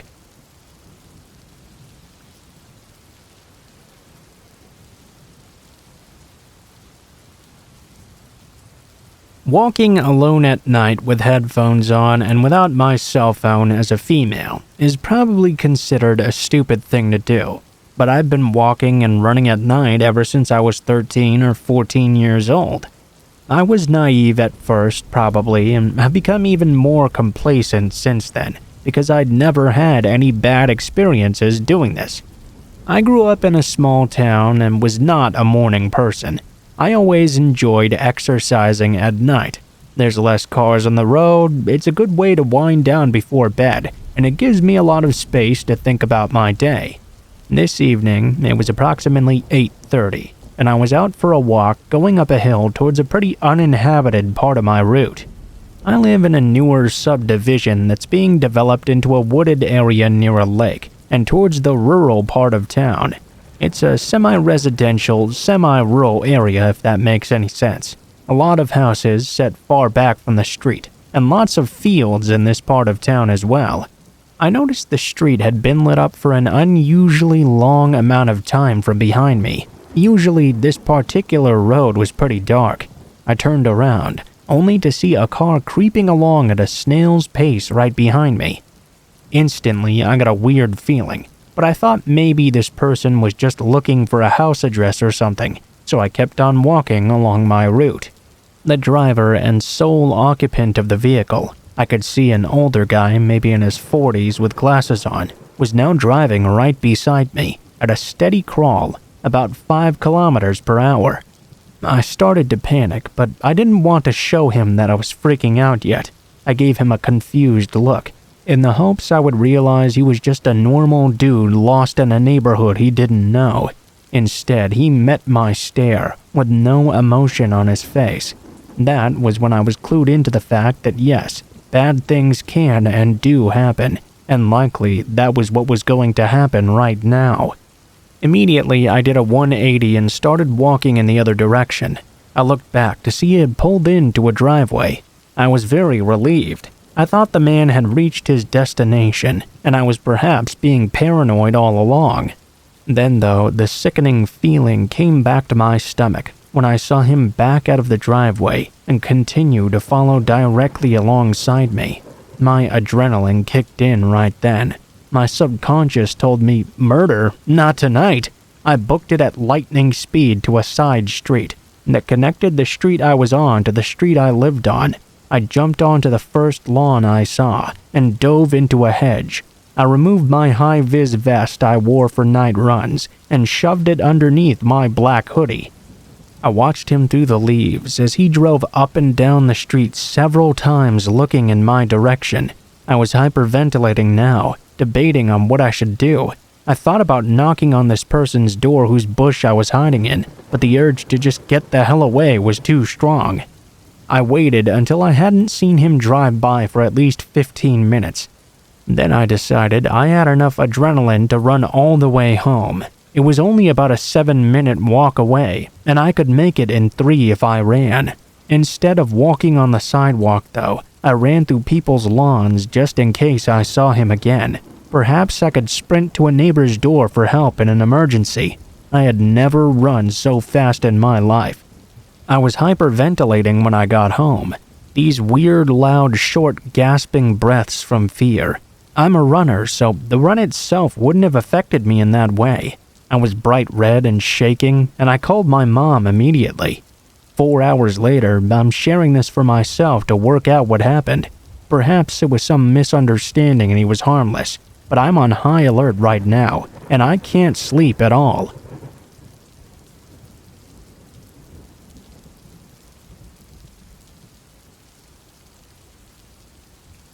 This story fucked me up for a while, and I'm still not completely okay, though it is easier to cope nowadays.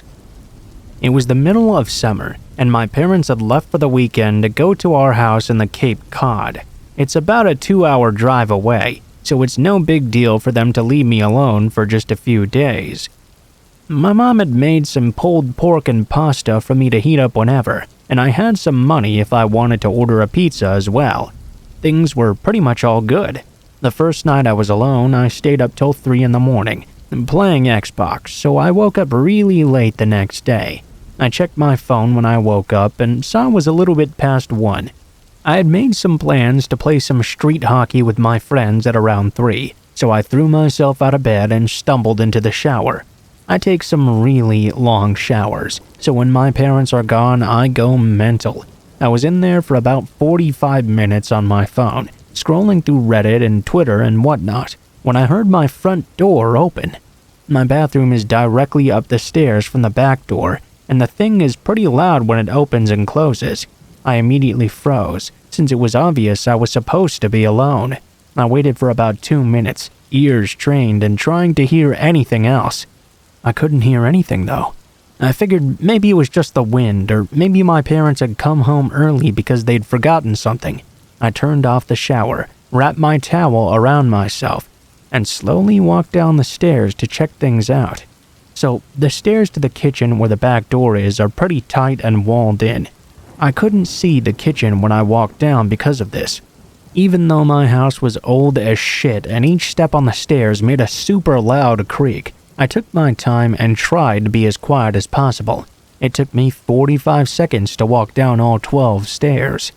When I got to the second to last one, right before I could see around the corner into the kitchen, I took a little breath to compose myself. In my mind, I knew I was being stupid. Obviously, there was not going to be anything in the kitchen. There's no way I wouldn't have heard another noise. Besides, there was no reason for anyone to still be there, even if there had been burglars or something before. After sort of mentally chastising myself for being such a wuss, I chuckled to myself for being so stupid, and normally walked the last 2 stairs down. I turned the corner into the kitchen. Standing about 2 feet away from me, right in the center, was a man staring right at me, perfectly still, with a massive smile across his face. He just stood there staring at me.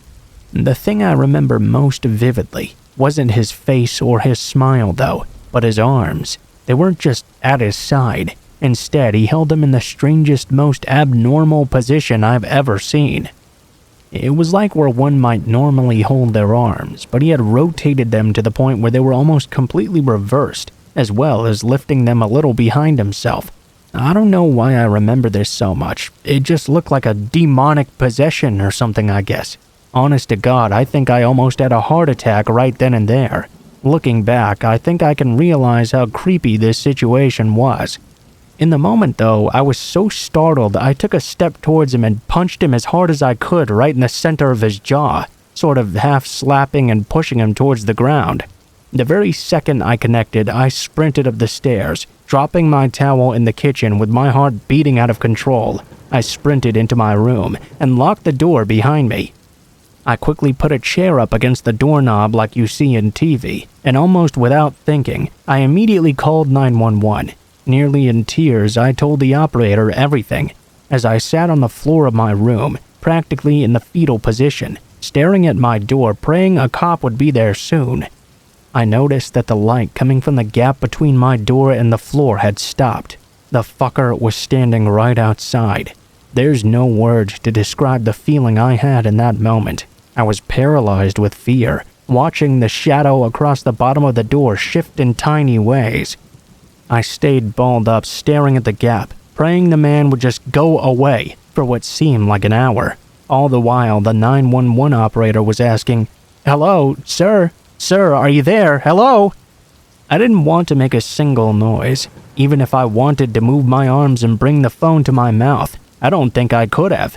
Eventually, the light returned to the gap, and I heard the faintest of footsteps, slowly creaking the wooden floorboards as he walked down the hall. It was silent for minutes as I just sat there curled up, unable to even speak. I heard banging on the front door and the sound of 2 officers entering my house. Finally, I felt safe. I opened the door to see the 2 of them standing there, and I almost cried. Nowadays, my parents won't leave me home anymore, thank God, and I check every lock on the house before going to bed. I still get nightmares occasionally, and my heart starts racing whenever I see someone standing still. For the most part, though, I'm doing alright.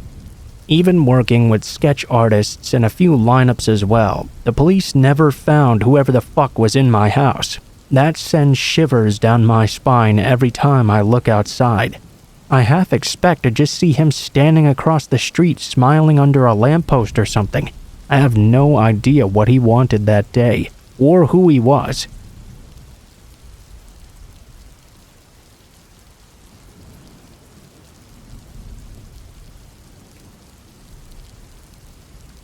At the time this happened, I was working on a train platform. I used to do train dispatch.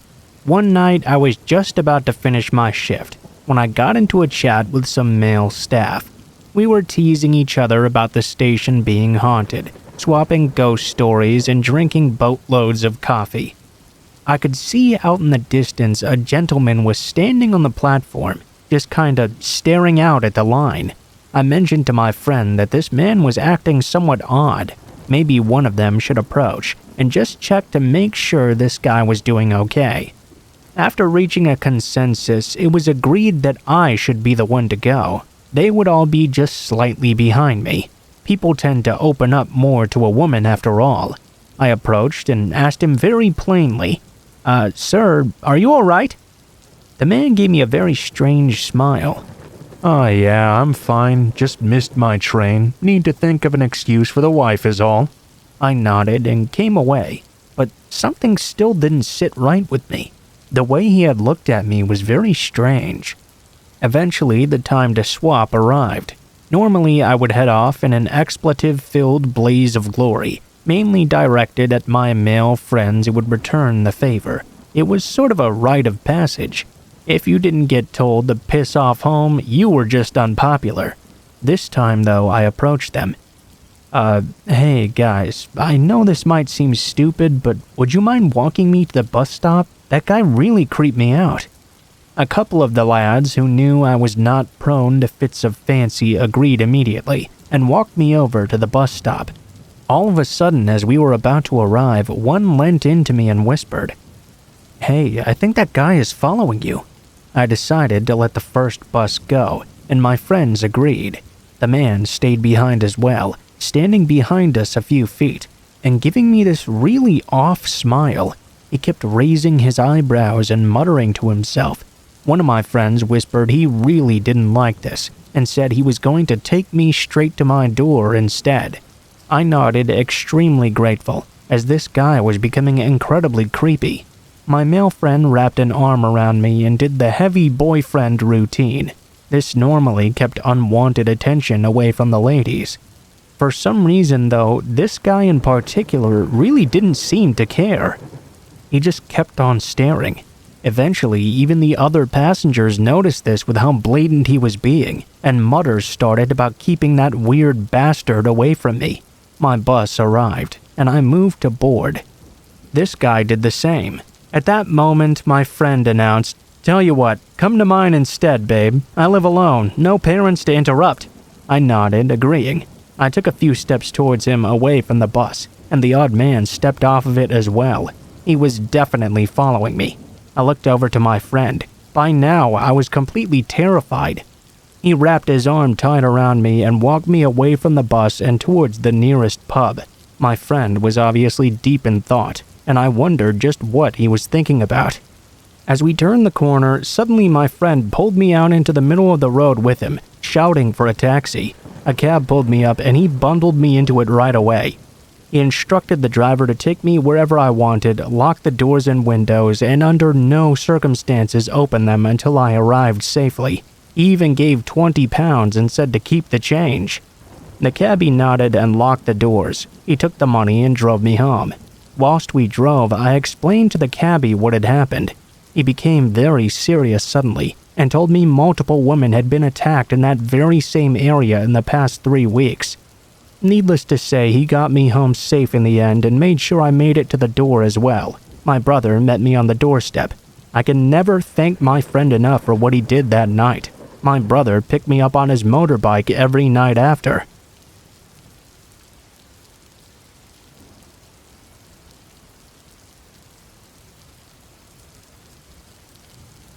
Once I went on a trip to Italy where there were many alarming I think we should leave moments. Around the year 2000, I had this friend. Let's call him Matt. I knew Matt from a club we were both members of at the time. We used to hang out every now and then, maybe grab some drinks at the bar, that sort of thing. He was self-employed and made a fairly good living for himself. He liked to travel and take many vacations abroad. Well, he called me up one day and said he had gotten wind of a very special deal. 2 round-trip airline tickets to Rome, Italy. First class, each for 75% off. Fly out on a Thursday, fly back on a Monday. Apparently, he had some sort of in with a travel agency and was thus able to score some special deals like this at very deep discounts. As I had always wanted to go to Italy, I jumped at this rare opportunity. Now, this was my very first trip with Matt, and as it would turn out, my only trip with him. I was really looking forward to it. They say you don't really know someone until you've either lived with them or traveled with them. In the handful of years I had known Matt up to this point, I had only ever spent a few hours with him at any given time. There were never any real problems or difficulties during those outings. Now, though, I was about to get the full Matt experience. He picked me up and we drove to the airport off-site parking, then took the shuttle to the terminal. This was pre-9/11, so things weren't quite as tight as they are today. While we checked in, Matt kept on making personal demands of the staff there. Honestly, he was being a bit of a douchebag. At first, I just chalked it up to nerves, though it ended up being a very clear preview of things to come. We boarded the plane and took our seats. Matt immediately started making demands of the flight attendant, wanting something to eat, wanting liquor, an extra blanket. She told him he'd have to wait, as there were other duties she had to attend to first. She was standing in the aisle with her back to us when he leaned over to me and whispered, "Whoa, dude, she's cute. Nice ass, too. Watch this." He then took out a digital camera and started taking pictures of her backside. She turned around and didn't realize what he was doing, as her gaze was higher and looking past us. He took a picture of her groin and angled the camera up to take photos of her chest and face as well. Still, she didn't notice. She turned around and walked away, and he started laughing hysterically. I sat there in disbelief at what I'd just seen. "Dude, what the fuck, seriously?" He looked at me extremely confused. Then he started getting pissed off because he hadn't gotten the liquor he wanted. When the plane took off, they came around with the cart drink and service. There was a basket of those little liquor bottles in it. The FA walked away from the cart for just a moment, and the next thing I knew, Matt grabbed a couple of air sickness bags and crammed as many into them as he could. He was fumbling with them, dropping them out on the floor. When the FA came back, she saw him sitting there in his seat, clutching 2 whole barf bags full of booze to his chest and laughing sheepishly. She told him he couldn't have that many. At first he refused, then she demanded, and he gave them up reluctantly. I tell you this story to give you an idea of how he was. He pulled so many stunts like this, I was sure we were going to be greeted by security when the plane landed or get killed once we were there or something. The best part of that flight was when he finally drifted off to sleep. We landed in Rome, found our hotel, and of course Matt complained and didn't like it. So we spent the last part of the day going around to 5 different ones until he found one that suited his tastes. Since this was his trip though, and he'd done all the planning and gotten the tickets, I was essentially at his whims. We finally found a hotel he liked and started seeing the sights. Despite his obnoxiousness, I was now starting to enjoy myself. By late Sunday afternoon though, I was ready to kill him. Sunday morning, we decided to hop on the fast train going south and visit Naples for the day. Took about an hour and 20 minutes. The countryside was beautiful, even though it was whizzing by at 200 miles per hour. We had lunch in a cafe and took in some of the sights. We were supposed to see the ruins of Pompeii that day, but somehow we ended up off the beaten path and in an area that was rather seedy and run down. As I was trying to figure out how to get back to where we were before, Matt stopped in front of what looked like an ordinary doorway. He looked at a small sign taped to it and said, "Hey, we need to check this out. I've been to a couple of these before and it's pretty damn cool." I told him we shouldn't be anywhere near this area, but he insisted on going inside. We walked down this short hallway, which emptied out into a large room. It seemed to be some type of casino or something, with lots of TVs all over the walls. There were quite a few people in there, and they were all betting on televised horse races being broadcast. Well, Matt decided he wanted to place a few bets. I told him we really should not be in a place like this as tourists who didn't know what we were doing, but here he insisted. To me, it looked very shady. I wasn't even convinced this place was legal. It was not marked from the outside, suggesting that whoever ran it didn't want too much attention. We weren't in there for very long when I noticed a group of men standing along one wall. They were very closely observing us. Of course, it must have been pretty clear to everyone that we were tourists. After a couple of minutes, one of those guys came over and started talking us up in broken English. His name was Antonio. He convinced Matt he should place bets for him because he claimed to know which horses were the best ones. He would take the money from Matt, place a bet with the teller, taking the betting card, wait for the result, turn it in, collect any winnings, and then pass the cash back to Matt.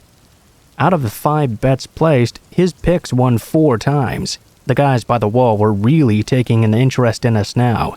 By the 5th bet, my somewhat uneasy feeling was now very distinct. I told Matt it was time to leave right now. Matt complained though and said, "I'm pretty sure this Antonio guy is ripping me off. I think he's swiping a portion of my winnings. I ain't gonna stand for this."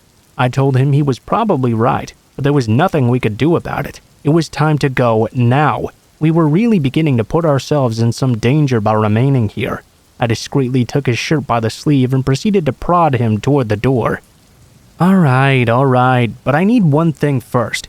Before I knew what he was doing, he walked over to the teller booth, whipped out his digital camera, and took a picture of the very cute young woman working behind the counter. She saw him do it very blatantly, and she looked pissed.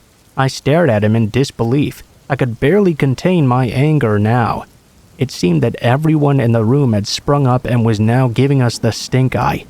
"Matt, what the fuck are you doing?" I whispered to him. "She's cute, isn't she? Too bad we're not staying here in Naples." "Dude, you don't fuck around in a place like this. You're gonna get us both killed." Before he could reply, that woman behind the counter was shouting something in Italian and waving her arms in the air. What looked like a couple of cops appeared out of nowhere, along with a security guard. Well, fuck. The woman was talking to one of those cops, pointing at us and yelling. The other 2 flanked Matt and myself on both sides. Not good. Antonio walked over to the teller booth and started talking to them. Then he came over to us and started talking to the other cop. There was some banter back and forth that we couldn't understand at all, but I didn't like the tone that was happening. Antonio tried to translate it to us. He said Matt had committed a very serious crime by taking a picture inside the establishment, especially taking a photo of that woman without her permission, as her job was sensitive. The cops wanted to arrest him and take him to the police station for questioning. Since I was with him, I was obviously an accomplice to the crime and guilty as well. I envisioned myself sitting in an Italian jail, wondering just how the hell I was going to get out of there, being charged with murder because I was seriously going to kill Matt now. He told us that Matt would have to erase the photo from his phone and hand it over to prove he had done so. Matt erased the picture and showed her the camera. Antonio then told us if Matt made a small donation, the cops could possibly be persuaded to let us go, provided we never came back. As it turned out, Matt was forced to fork over double the sum of his winnings. I thought they were going to ask me for a donation as well. Then, though, I noticed the 4 guys by the wall, who had been watching us the entire time, had slipped away through a side door near the back of the room.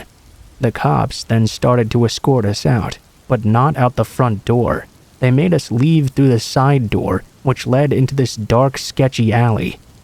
They shoved us outside and shut the door up tight. Matt was leaning against the side of the building, pissing and moaning about losing all this money, but but I told him to shut the fuck up. I had a gut feeling we were still in danger. I told him we needed to leave right now. He started walking away, still grumbling.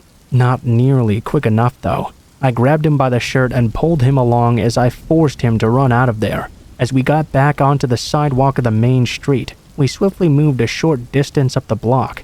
I looked back, only to see a small group of men appearing onto the sidewalk out of nowhere, obviously searching around for us. When they spotted us, they started moving up the street towards our position. I knew they were coming after us. I wasn't sure if it was the same group from the casino, but I didn't want to stick around to find out. "Matt, you fucking fat ass, you have to run or we're both dead!" I grabbed him by the shirt and started pulling him forward again. He was huffing and puffing, and I was full of adrenaline. We rounded a corner. There were a few taxis sitting there. I picked one, opened the door, pushed Matt inside, and jumped in myself. I screamed at the driver to take us to the train station now. The cab driver took off. Several seconds later, I looked back, only to see that group of men following us had stopped on the corner and were looking around frantically. It could have been a scene from a low-budget action movie. The entire train ride back, I was absolutely fuming with anger and disgust. I have no doubt the whole thing was a setup from the very start. Antonio, those fake cops, the guys at the wall, they were all in this together, and they all probably got a cut of that donation money. If they had caught us and robbed us on the street, everyone would have gotten a cut as well, perhaps of a different kind. I wouldn't be surprised if schemes like that were quite common. When we got back to Rome, it was late afternoon. All I wanted was to rest in the hotel. Matt went off and did his own thing for a while, which was good because I couldn't stand even looking at him anymore. We were due to fly out the next day. My plan was to relax in the hotel, get dinner somewhere, and then get a good night's sleep. I was frazzled and just wanted to get on the plane and fly back home. Of course, that didn't happen though. Matt caused many more incidents in my time with him, and I decided never to go on another trip with him ever again.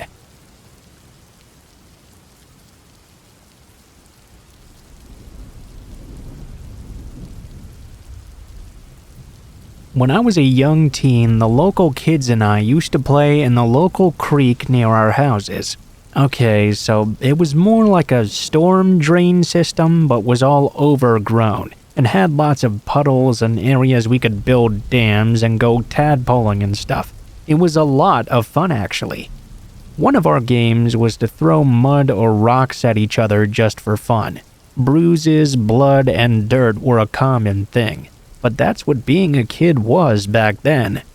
Well, one day we came across this field that had the plants with green-type fruit in them, hundreds of them. Looking back, I think they were chokes. Many were way overripe and really squishy. We decided to start throwing them around.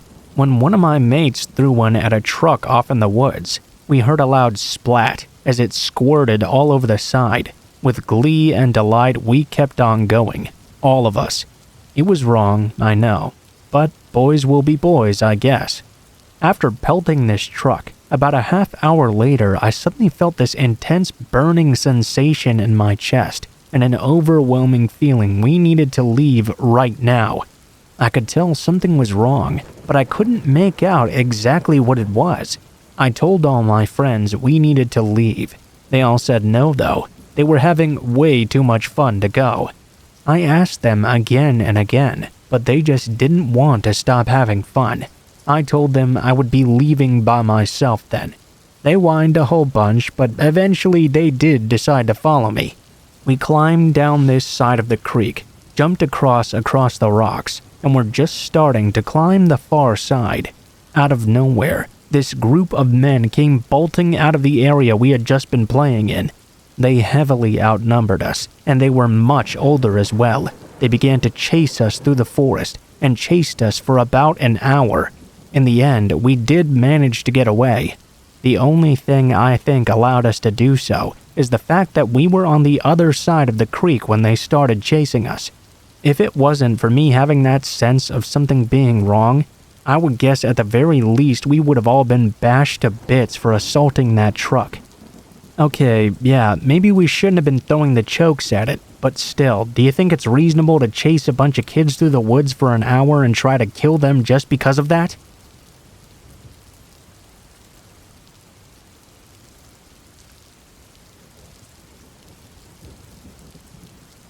July 8th, 2007. This date marks what was probably the most terrifying moment of my entire life.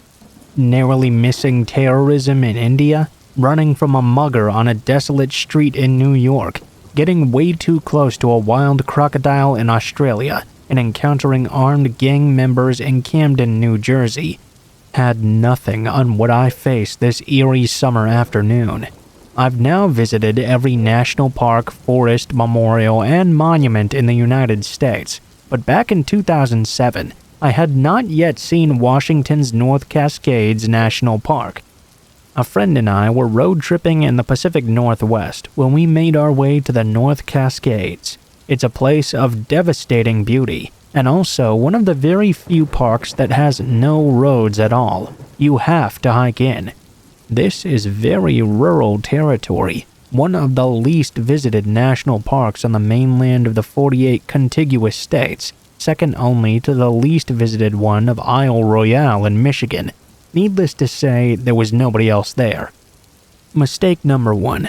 The entrance along the main hiking trail is many miles from the visitor center, but the sun would set in just 2 hours. We didn't have time for an extensive hike into the woods. I mean, there had to be some sort of shortcut, right? Our computer software, Delorme, marks every road in America, even old, abandoned, unpaved ones, so we decided to put this to the test. Scouring Delorme on our laptop, we tried to find the quickest way across the park boundary before sunset.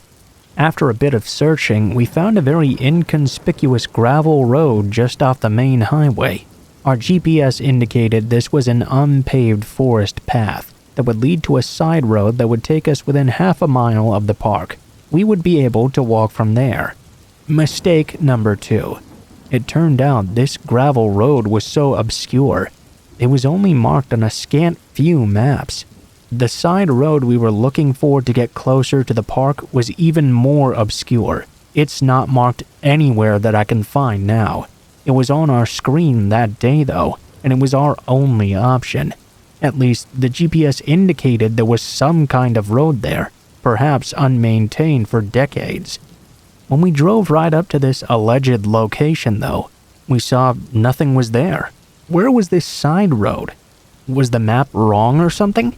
Looking at the ground, we noticed an old gravel road, completely grown over with grass, and bushes taller than our car. Yup, that's a road all right, or at least what used to be one. We knew though this was the quickest way there, even though we had no business driving our rented sedan down this path. Where even a Jeep would have struggled, we slowly pushed forward through the brush, dodging trees, folding down the foliage in front of us, while it scraped against the undercarriage of the car. Mistake number 3. After 15 minutes of this ill-advised trek down this overgrown path, we arrived at a complete dead end. It was an old campground shrouded in trees, with molding picnic tables covered in moss and long abandoned. The forest around us was so dense that it was completely dark, despite an hour of remaining daylight. To avoid getting lost, we carried our laptop with us to track our movements as we trudged through the forest toward the park boundary. Now there was no trail. There were no discernible landmarks to find our way back if our GPS somehow failed. If anything went wrong, we were a long way from civilization, and a long hike from our car as well. But, I mean, it's only a half-mile walk, right? What's the worst that could possibly happen? The scenery was extremely gorgeous, but needless to say the scenario was very eerie. The woods had become so thick now our GPS lost the satellite connection altogether. This GPS had worked all over the world, even when I'd hiked through remote areas of Antarctica. It had never failed me before. But here we were in the thickest forest I had ever seen. Sunset, way out of our comfort zone, far from society with no GPS signal. Idiotically, we pushed on. I mean, we were so close to the boundary. If we could just make it there, everything would be fine. So, the finale. The white water rapids in a nearby creek overwhelmed any sounds of the forest. We had to shout just to communicate to each other. We had no equipment to clear the brush, and were wearing tennis shoes instead of proper hiking boots. We had not planned for this much at all. We had walked far enough, though, to believe we had entered the boundary of the national park. At that moment, as we came to a stop, the GPS briefly came back to life. We had crossed inside. We'd made it. A success. The celebration abruptly ceased, though. An earth-shattering growl from a few feet in front of us shook the forest and completely drowned out the sound of that rushing river.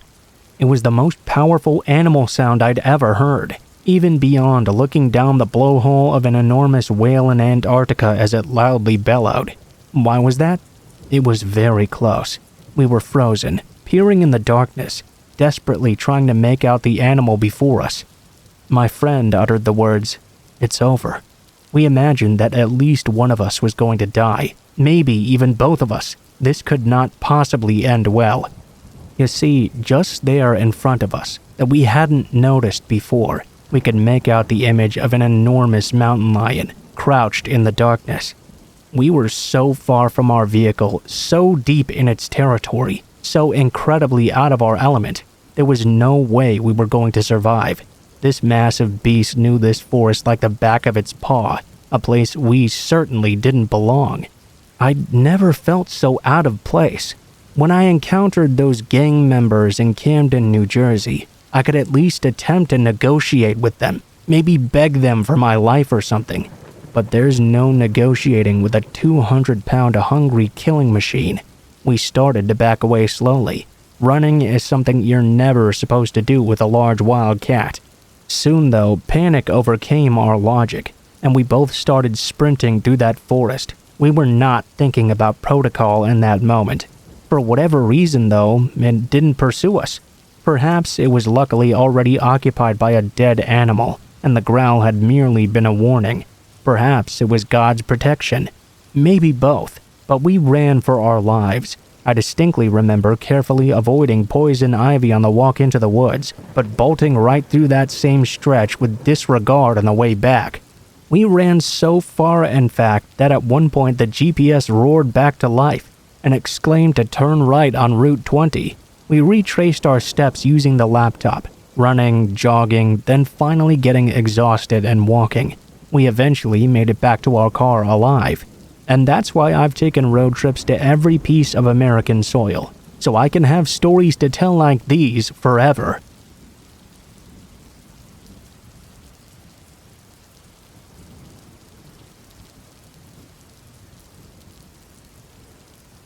I was chilling at a friend couple's house one day. I call them that because both she and he are my friends equally, and they were both getting quite rowdy with their drunkenness. They had begun to argue over the music. He wanted the volume pumped way up, and she wanted it turned down so she could hear the TV. They kept on arguing. When she snatched the phone and messed up the speaker to the point he had to go fix it, he convinced her to give him the phone back, and he plugged it back in and cranked it way up. Now, let me take this moment to go back and explain some things. This couple is fucking nuts, and I don't mean just crazy in a relationship or real wild mood swings or something. No, I mean they are both crazy as shit as individuals, certifiably so actually. Most of the time, they're just really cool people who argue a lot and sometimes try to kill each other. When it's not the latter though, it's actually sometimes pretty funny. So, on this particular day, I'd been over there pretty much all day. They'd been drinking heavily as they usually did, and been arguing all day as they usually did as well. I was sitting in between them in their small camper, just kinda watching them go back and forth, keeping my eye on the clock because it was nearing 4 p.m. This meant if anything crazy was going to happen, it was getting within an hour of that time. Somehow, over the time period of knowing these two, I'd figured out that all of their episodes usually took place after 5 p.m. The worst ones, at least. Because of this, I made it a point to not ever stay past 4. They continued to fight, but this time it was really escalating. He started getting really pissed and told her if she ever touched his music again, he was going to shoot her with his gun. She sat there quietly for a moment, and I began to gather my things 30 minutes before the usual time. Lighter? Check. Cigarettes? Check. Umbrella? That's when she got up from the chair and walked right over to his face. You know what? I'm sick of you. I'm going to kill you. I killed my ex-husband, and I'll kill you too. Now, allow me to interject once more. This was a known fact that she did indeed kill her ex-husband. She even went to prison and served her time. This was not something that was hidden. In fact, they were both even friends back when the murder first took place. She had even let him know a few hours before the murder that if she went home and her husband hit her again, she was in fact going to kill him. Well, after she said that, I decided that suddenly I really didn't care that much about grabbing my umbrella anymore. I'd watched them down at least 50 beers that day, and it was starting to get unusually heated in there. It wasn't worth that dollar store general umbrella. Perhaps I'd ask them to send it over the next time I came over. I went ahead and started leaving, telling them I'd catch them some other time. They were insisting that I stay behind, saying we could have a barbecue or something. I really declined though. I made an excuse that I had to go home anyway because I had left some meat out to thaw. On my way out, I passed by a mutual friend who was just coming through the doorway, and I whispered into their ear, "Hey, it's getting pretty crazy in there. You might want to get the hell up out of here." I said it as quietly as possible so neither of them could hear me. Well, when I got up the next morning and got on social media, the very first thing I saw on the broadcast page was she'd been arrested once again for attempted murder. Not even an hour after I'd left, in the presence of our mutual friend and another friend of theirs, she'd grabbed the gun and gone crazy and shot her boyfriend twice with it as well. In the end, they dropped the charges on her due to lack of evidence, and somehow the two of them got back together again. They're even still together to this day. I really don't know how they do it.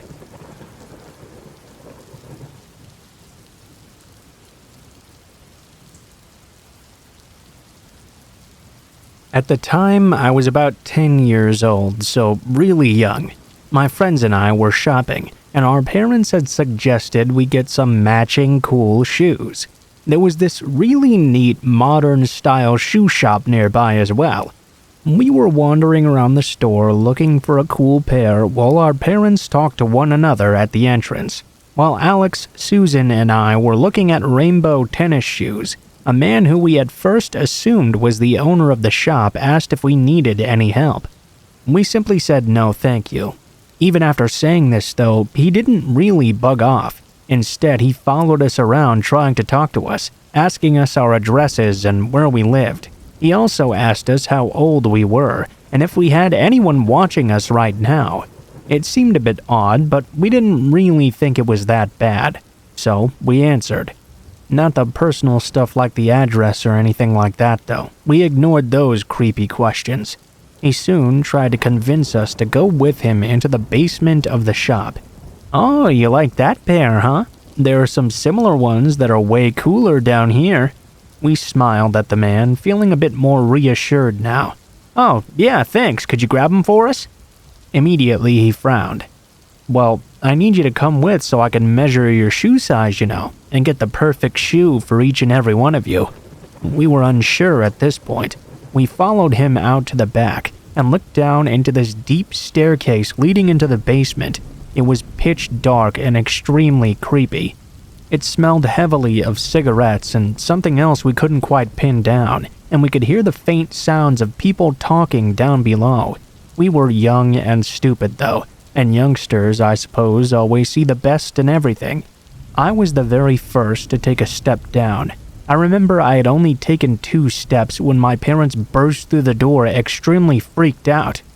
They thought we had gone missing. The real owner of the shop had been looking for us as well. When they saw the situation, they seemed very confused. They grabbed all 3 of us by the arm and ran out immediately, and we walked as far away as we could.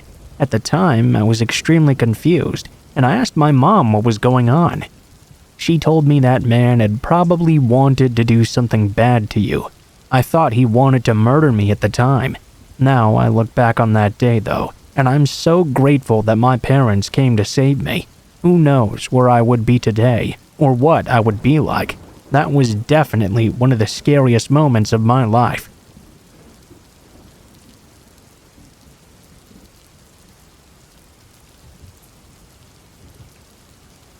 This actually happened to 5 of my coworkers when I was in the US Air Force while stationed at Hahn AB, Germany.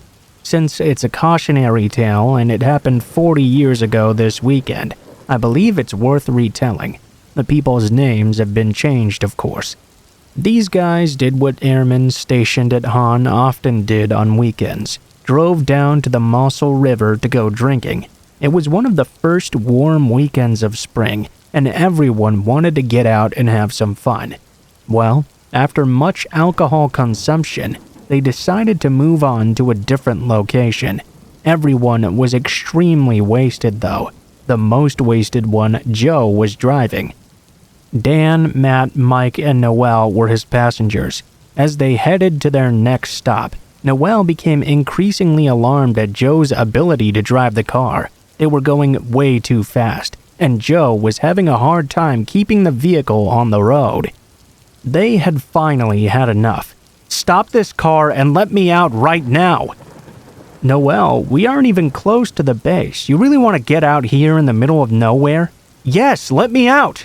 They dropped Noel off and continued on without him. Within a few minutes, Joe lost control of the car completely. He drove off the road, flipped through the air, and slammed into a tree. They were traveling at an extremely high rate of speed, and the car was completely destroyed. Dan and Matt were both killed immediately.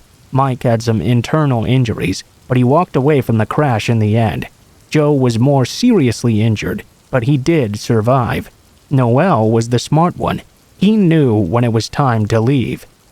We both happened to get assigned to the same base for our next duty location, and we always talked about how fortunate he was to get out of that car when he did. He very well would have lost his life that weekend if he didn't get the sudden sense that he needed to leave.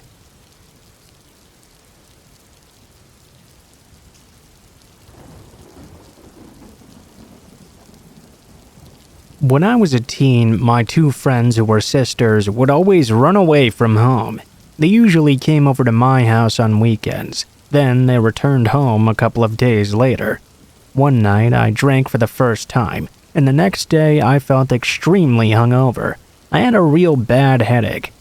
I was actually excited to know that this was what the first hangover feels like, so I just relaxed at home. One of my friends, though, called me up on the house phone, asking me to come kick it with them. She had found a new hangout spot she'd run away to, and it was close by to my apartments. She wanted me to come check it out with her. At first, I was really hesitant because I really didn't feel well, but she begged and begged, so eventually I did give in. It was kind of close by to where I lived, but still somewhat far away. I got ready real quick and started walking, feeling a bit shitty. Anyway, I go to my friend's runaway home. She answered the door and showed me around this random house. I was surprised she'd found an actual place to stay. "I mean, you have your own room here?" She said yeah, and that she just gave the owner of the house stuff like food and he let her stay there. I nodded my head, thinking that made sense. Next, she told me we were going to hang out in this particular room, and I was surprised. "We? What do you mean?" She said her boyfriend was there as well. She wanted me to meet him. She loved him so much, and he was so cute and all that stuff. So I go into this room, right, and I meet her boyfriend. He's years older than us, maybe like 3 or 4 years. Also in the room, there's a much older man. Shaved head, muscle shirt. He looked sunburnt and reddening on his skin. He had faded prison-looking tattoos that made him look much older, and he looked like he'd been through some serious shit. He was turned around ironing some clothes or something. Immediately, I was very hesitant. I walked in warily and shook my friend's boyfriend's hand. Then she told me to sit down. They started small talk as I sat down on the bed next to them. I felt really weird though about this whole situation. Immediately, they started asking me all kinds of questions. Where do you live? What do you do? Do you have a lot of friends? Does anybody check on you? I made it sound as vague as possible, hoping my friend would not give them any real information. It turned out she was a fucking idiot though. All of a sudden, I felt like she had set me up. Perhaps like the old man had told her to call her friend over or something. I honestly thought when I was heading over here that it was just going to be me and her, that she really wanted to see me because I was her friend. So of course, I felt really caught off guard. I sat down on the bed thinking of a way to get out of there. I came up with a thought to mention that I had a real bad headache from going out the night before. They asked why, and I said I drank more than usual and felt really hungover. The older man became very excited. Oh man, have a beer then. It's a cure for hangovers, you know. You gotta drink, that's the only way. He handed me this open beer he had set to the side. Little known fact, I fucking hate beer. I won't drink it ever. But that's another story. I pretended to drink. Oh yeah, that's the stuff. I could feel the beer pressing against my lips, but I didn't take a single sip. The man immediately came over once he thought I'd finished. Here, I'll grab you another one. He handed me an even bigger can. That'll sure cure your hangover. At this point, my idiot friend grabbed a meth pipe and started lighting it right in front of me. All I could see were huge, thick clouds. I was thinking, what the fuck? She passed it over to her boyfriend, who smoked out of it and then tried to pass it on to me. No thanks, I'm good. The beer is really good though, thanks so much. He passed it over to the old man. I was really starting to get concerned now. He hit the bowl and exhaled. I was sitting there thinking, what the fuck had I just gotten myself into? I better not be getting high off this shit just by being here. My friend laughed, telling them she didn't smoke meth. Then, while everyone was talking, the old man apparently thought we were hitting it off well. He grabbed me close and decided to lay his head on my lap. I was wearing shorts so I could feel his disgusting, bald, wrinkly head touching my skin. I wanted to throw it like a hot potato. There we all are on this bed, and I'm feeling worse and worse about this situation. I was saying to myself in my head, I need to get the fuck out of here now. I pretended to drink the rest of the beer and said I had to throw the can out. I started to walk out, saying to my friend I really wasn't feeling well. I was going to head out now. I could immediately see the disappointment in the two men's faces. Her boyfriend looked over at the man, and he stood up from the bed and went to move like he was going to block me from leaving. They kept insisting I stay and have another beer. My friend was even begging me to stay as well. I had already started to leave though. I knew the front door was only a few feet away, and I was going to get there. As the man came closer to me, I began to sprint. As soon as I shut that door behind me, I took off running even faster. I hit those corners and slid. I knew I had to get away from there. I didn't stop running until I got to the front of my apartments. That's when I felt my head pounding. I felt so gross coming out of that room. I went straight home and slept the day away. More days passed by, and I hadn't really been back over there. I would make excuses whenever my friend invited me back. I just couldn't shake the uneasy, gross feeling, and I didn't want to be around drugs or those dudes at all. One day, I finally met with my friend's sister. We were hanging out and had one of those long, late-night conversations when she told me her sister was still at that house, now getting high. I was surprised. I thought she would have gotten fed up with running away and went back home like usual by now. She told me she had been over there to visit her sister and spent the night, and then she asked me to keep a secret. She told me during the night she slept over, an old man had come into the room and forced himself on her. I asked her if she knew who it was, and she said yes. It was that older guy with the bald head. I'm really glad I didn't decide to stay any longer.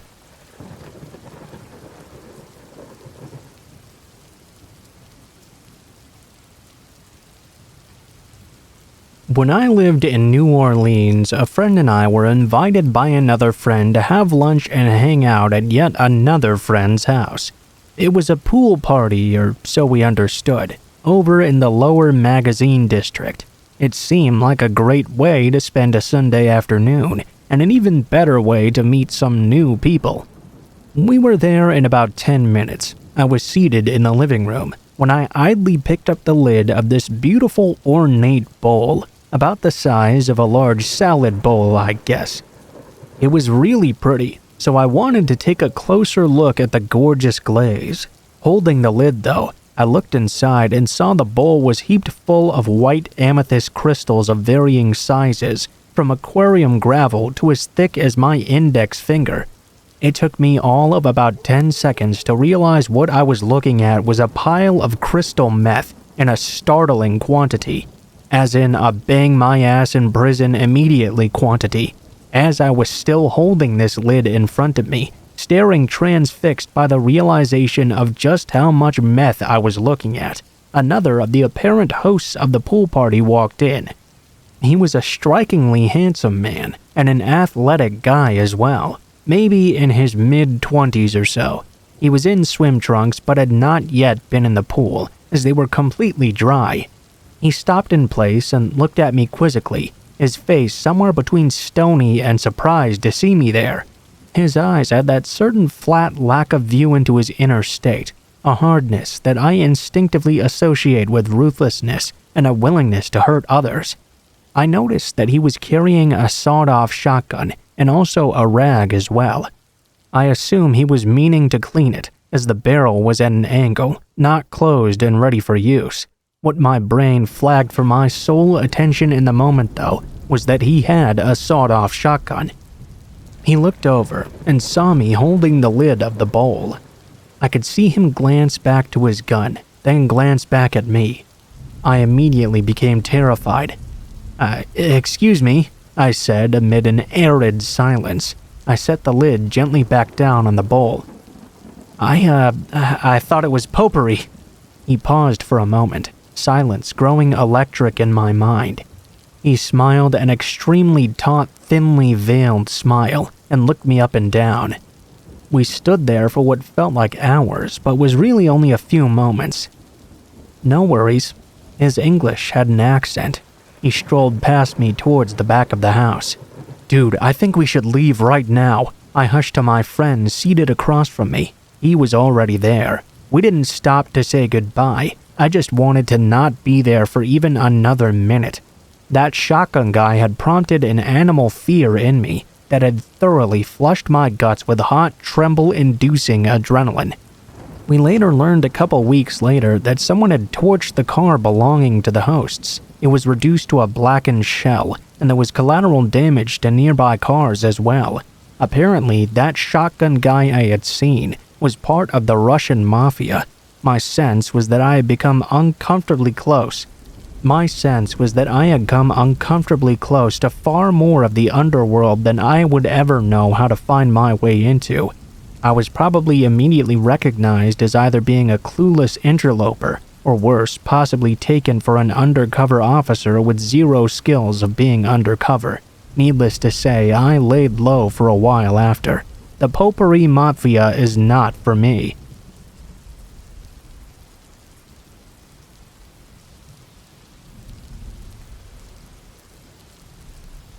I was about 11 when my friend Louie and I decided to attempt an adventurous hike in the woods near his house.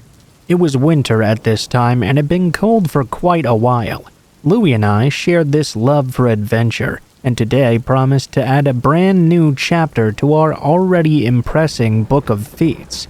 A couple of times we had made some small rafts from driftwood and rope, and tried to cross by a shallow creek. On other occasions, we climbed in high trees, or hiked through meadows full of dangerous cows. The adventure was everywhere. Today was a different day, though. We would cross a lake on the icy sheet by which it was covered. The view was absolutely amazing, and the first 10 minutes or so walking out onto that lake went ever so smooth. But then it happened. We heard a sudden deep rumbling coming from underneath. The ice was cracking, and this was the real thing. At an enormous pace, cracks began appearing everywhere around us. In a matter of moments, a large crack appeared right between our legs from behind us, racing to the edge of the water in no time, as if a lightning bolt had just been drawn in the ice. This was obviously bad. Two things crossed my mind in this moment. One of my cousins had almost died after he'd fallen through the ice before only a couple of years back. And two, Louis didn't know how to swim. I was absolutely sure he would panic if he ended up in the icy water. I had once seen him having a panic attack just in the deeper part of a pool and had to drag him out in the end. He was already in a panic now. I stood there for a moment frozen, trying to figure out what to do.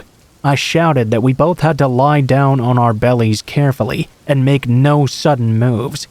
We spread our arms and legs out like Leonardo's Vitruvian Man. He was crying but followed my suggestion nonetheless. We both laid down on that cracked ice. What happened next was not the prettiest or most graceful of sights. Instead of elegantly gliding on the ice as professional ice figure skaters, we crawled slowly like a snake with an acute indigestion problem. It took us an hour to reach the other side, and when we finally laid down on the white grass by the lake, Louis was crying. At this point, I looked back at the deep cracks in the lake and the ice that looked like it was just about to shatter.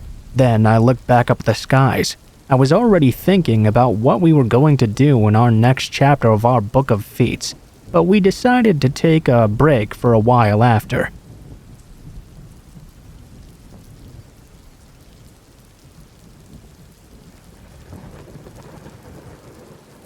In my early 20s, I was driving home to New Hampshire from my Christmas holiday with my family in upstate New York. I had a VW Beetle filled to the gills with my gifts, and my young Keyshound mix in the back seat. He'd often lick people to death, but that was about all he could do. As I topped a hill in Enfield, New Hampshire, a few feet down there happened to be a speed trap, and needless to say, I got snagged. Couldn't have been doing much over the 30 miles per hour, since a loaded Beetle had trouble even making it over the hill. I was enough above though as I crested that the officer pulled me over. I took the ticket and re-entered the empty road to resume my journey, when I could suddenly feel my car start acting funny. I pulled over less than a mile down the road, only to find it now had a flat tire. Well, where was that damn officer when you needed him now? Not a soul in sight. It was very late at this point, and even if it was early, it would get dark around 3:30 p.m. in the winter around here, so it might as well have been midnight. I contemplated how I was going to unload my car on the side of an extremely snowy road, with banks piled high and little shoulder. For those of you who know your Beetles, the tools are stored under the back seat. Refresh your memory above if you need to. I had quite a job ahead of me. The next thing I knew though, I saw a car coming down the road. The guy pulled off to offer me assistance. He seemed a bit tipsy, and when I told him of my dilemma, rather than jumping in to offer his aid, he said he would go get someone else to help me out. I was thinking to myself, tow service, you know? He was not though. In the meantime, another car passed by and pulled off in front of me. This was the 70s, and I had been taught that men with long hair could be extremely iffy. Luckily, this guy was a nice guy though. He came over and immediately assessed the situation and began emptying my car. His wife was still in theirs. I told him how extremely grateful I was he'd come along. Right about then though, the first guy pulled in with another drunk in tow. My long-haired helper advised me to stick behind him like glue, and told me he would not let anything happen to me. The first guy began to try to pull me into his car to warm me up. He tried to pin me up against it and forcibly kiss me. I held my own though, and with my backup there to help me, I let this idiot know in no uncertain terms I was not going anywhere with he or his buddy. They stared the other man down and seemed like they were getting ready to fight. Eventually though, they decided to give up and left. I was still really shaken though. I knew that if this nice, long-haired gentleman had not showed up, I would have been raped or possibly even worse that evening. When the man was done and the car was reloaded, he said he would follow me to make sure those drunks didn't follow me as well, until he had to make his turn off toward Plymouth. The rest of my ride was fairly uneventful. I guess they saw his car following me and decided not to pursue. To this day, I still get chills whenever I think back to that event. I had a newfound appreciation for men with long hair, and I was much less judgmental about looks after that. I made the trip up to Plymouth to thank him again a few days later. I don't really remember his name anymore, but I do know that he owned, I believe, a bike shop down there. If you see this recounting, dear guardian angel, know that I've never forgotten what you did for me that day many years ago.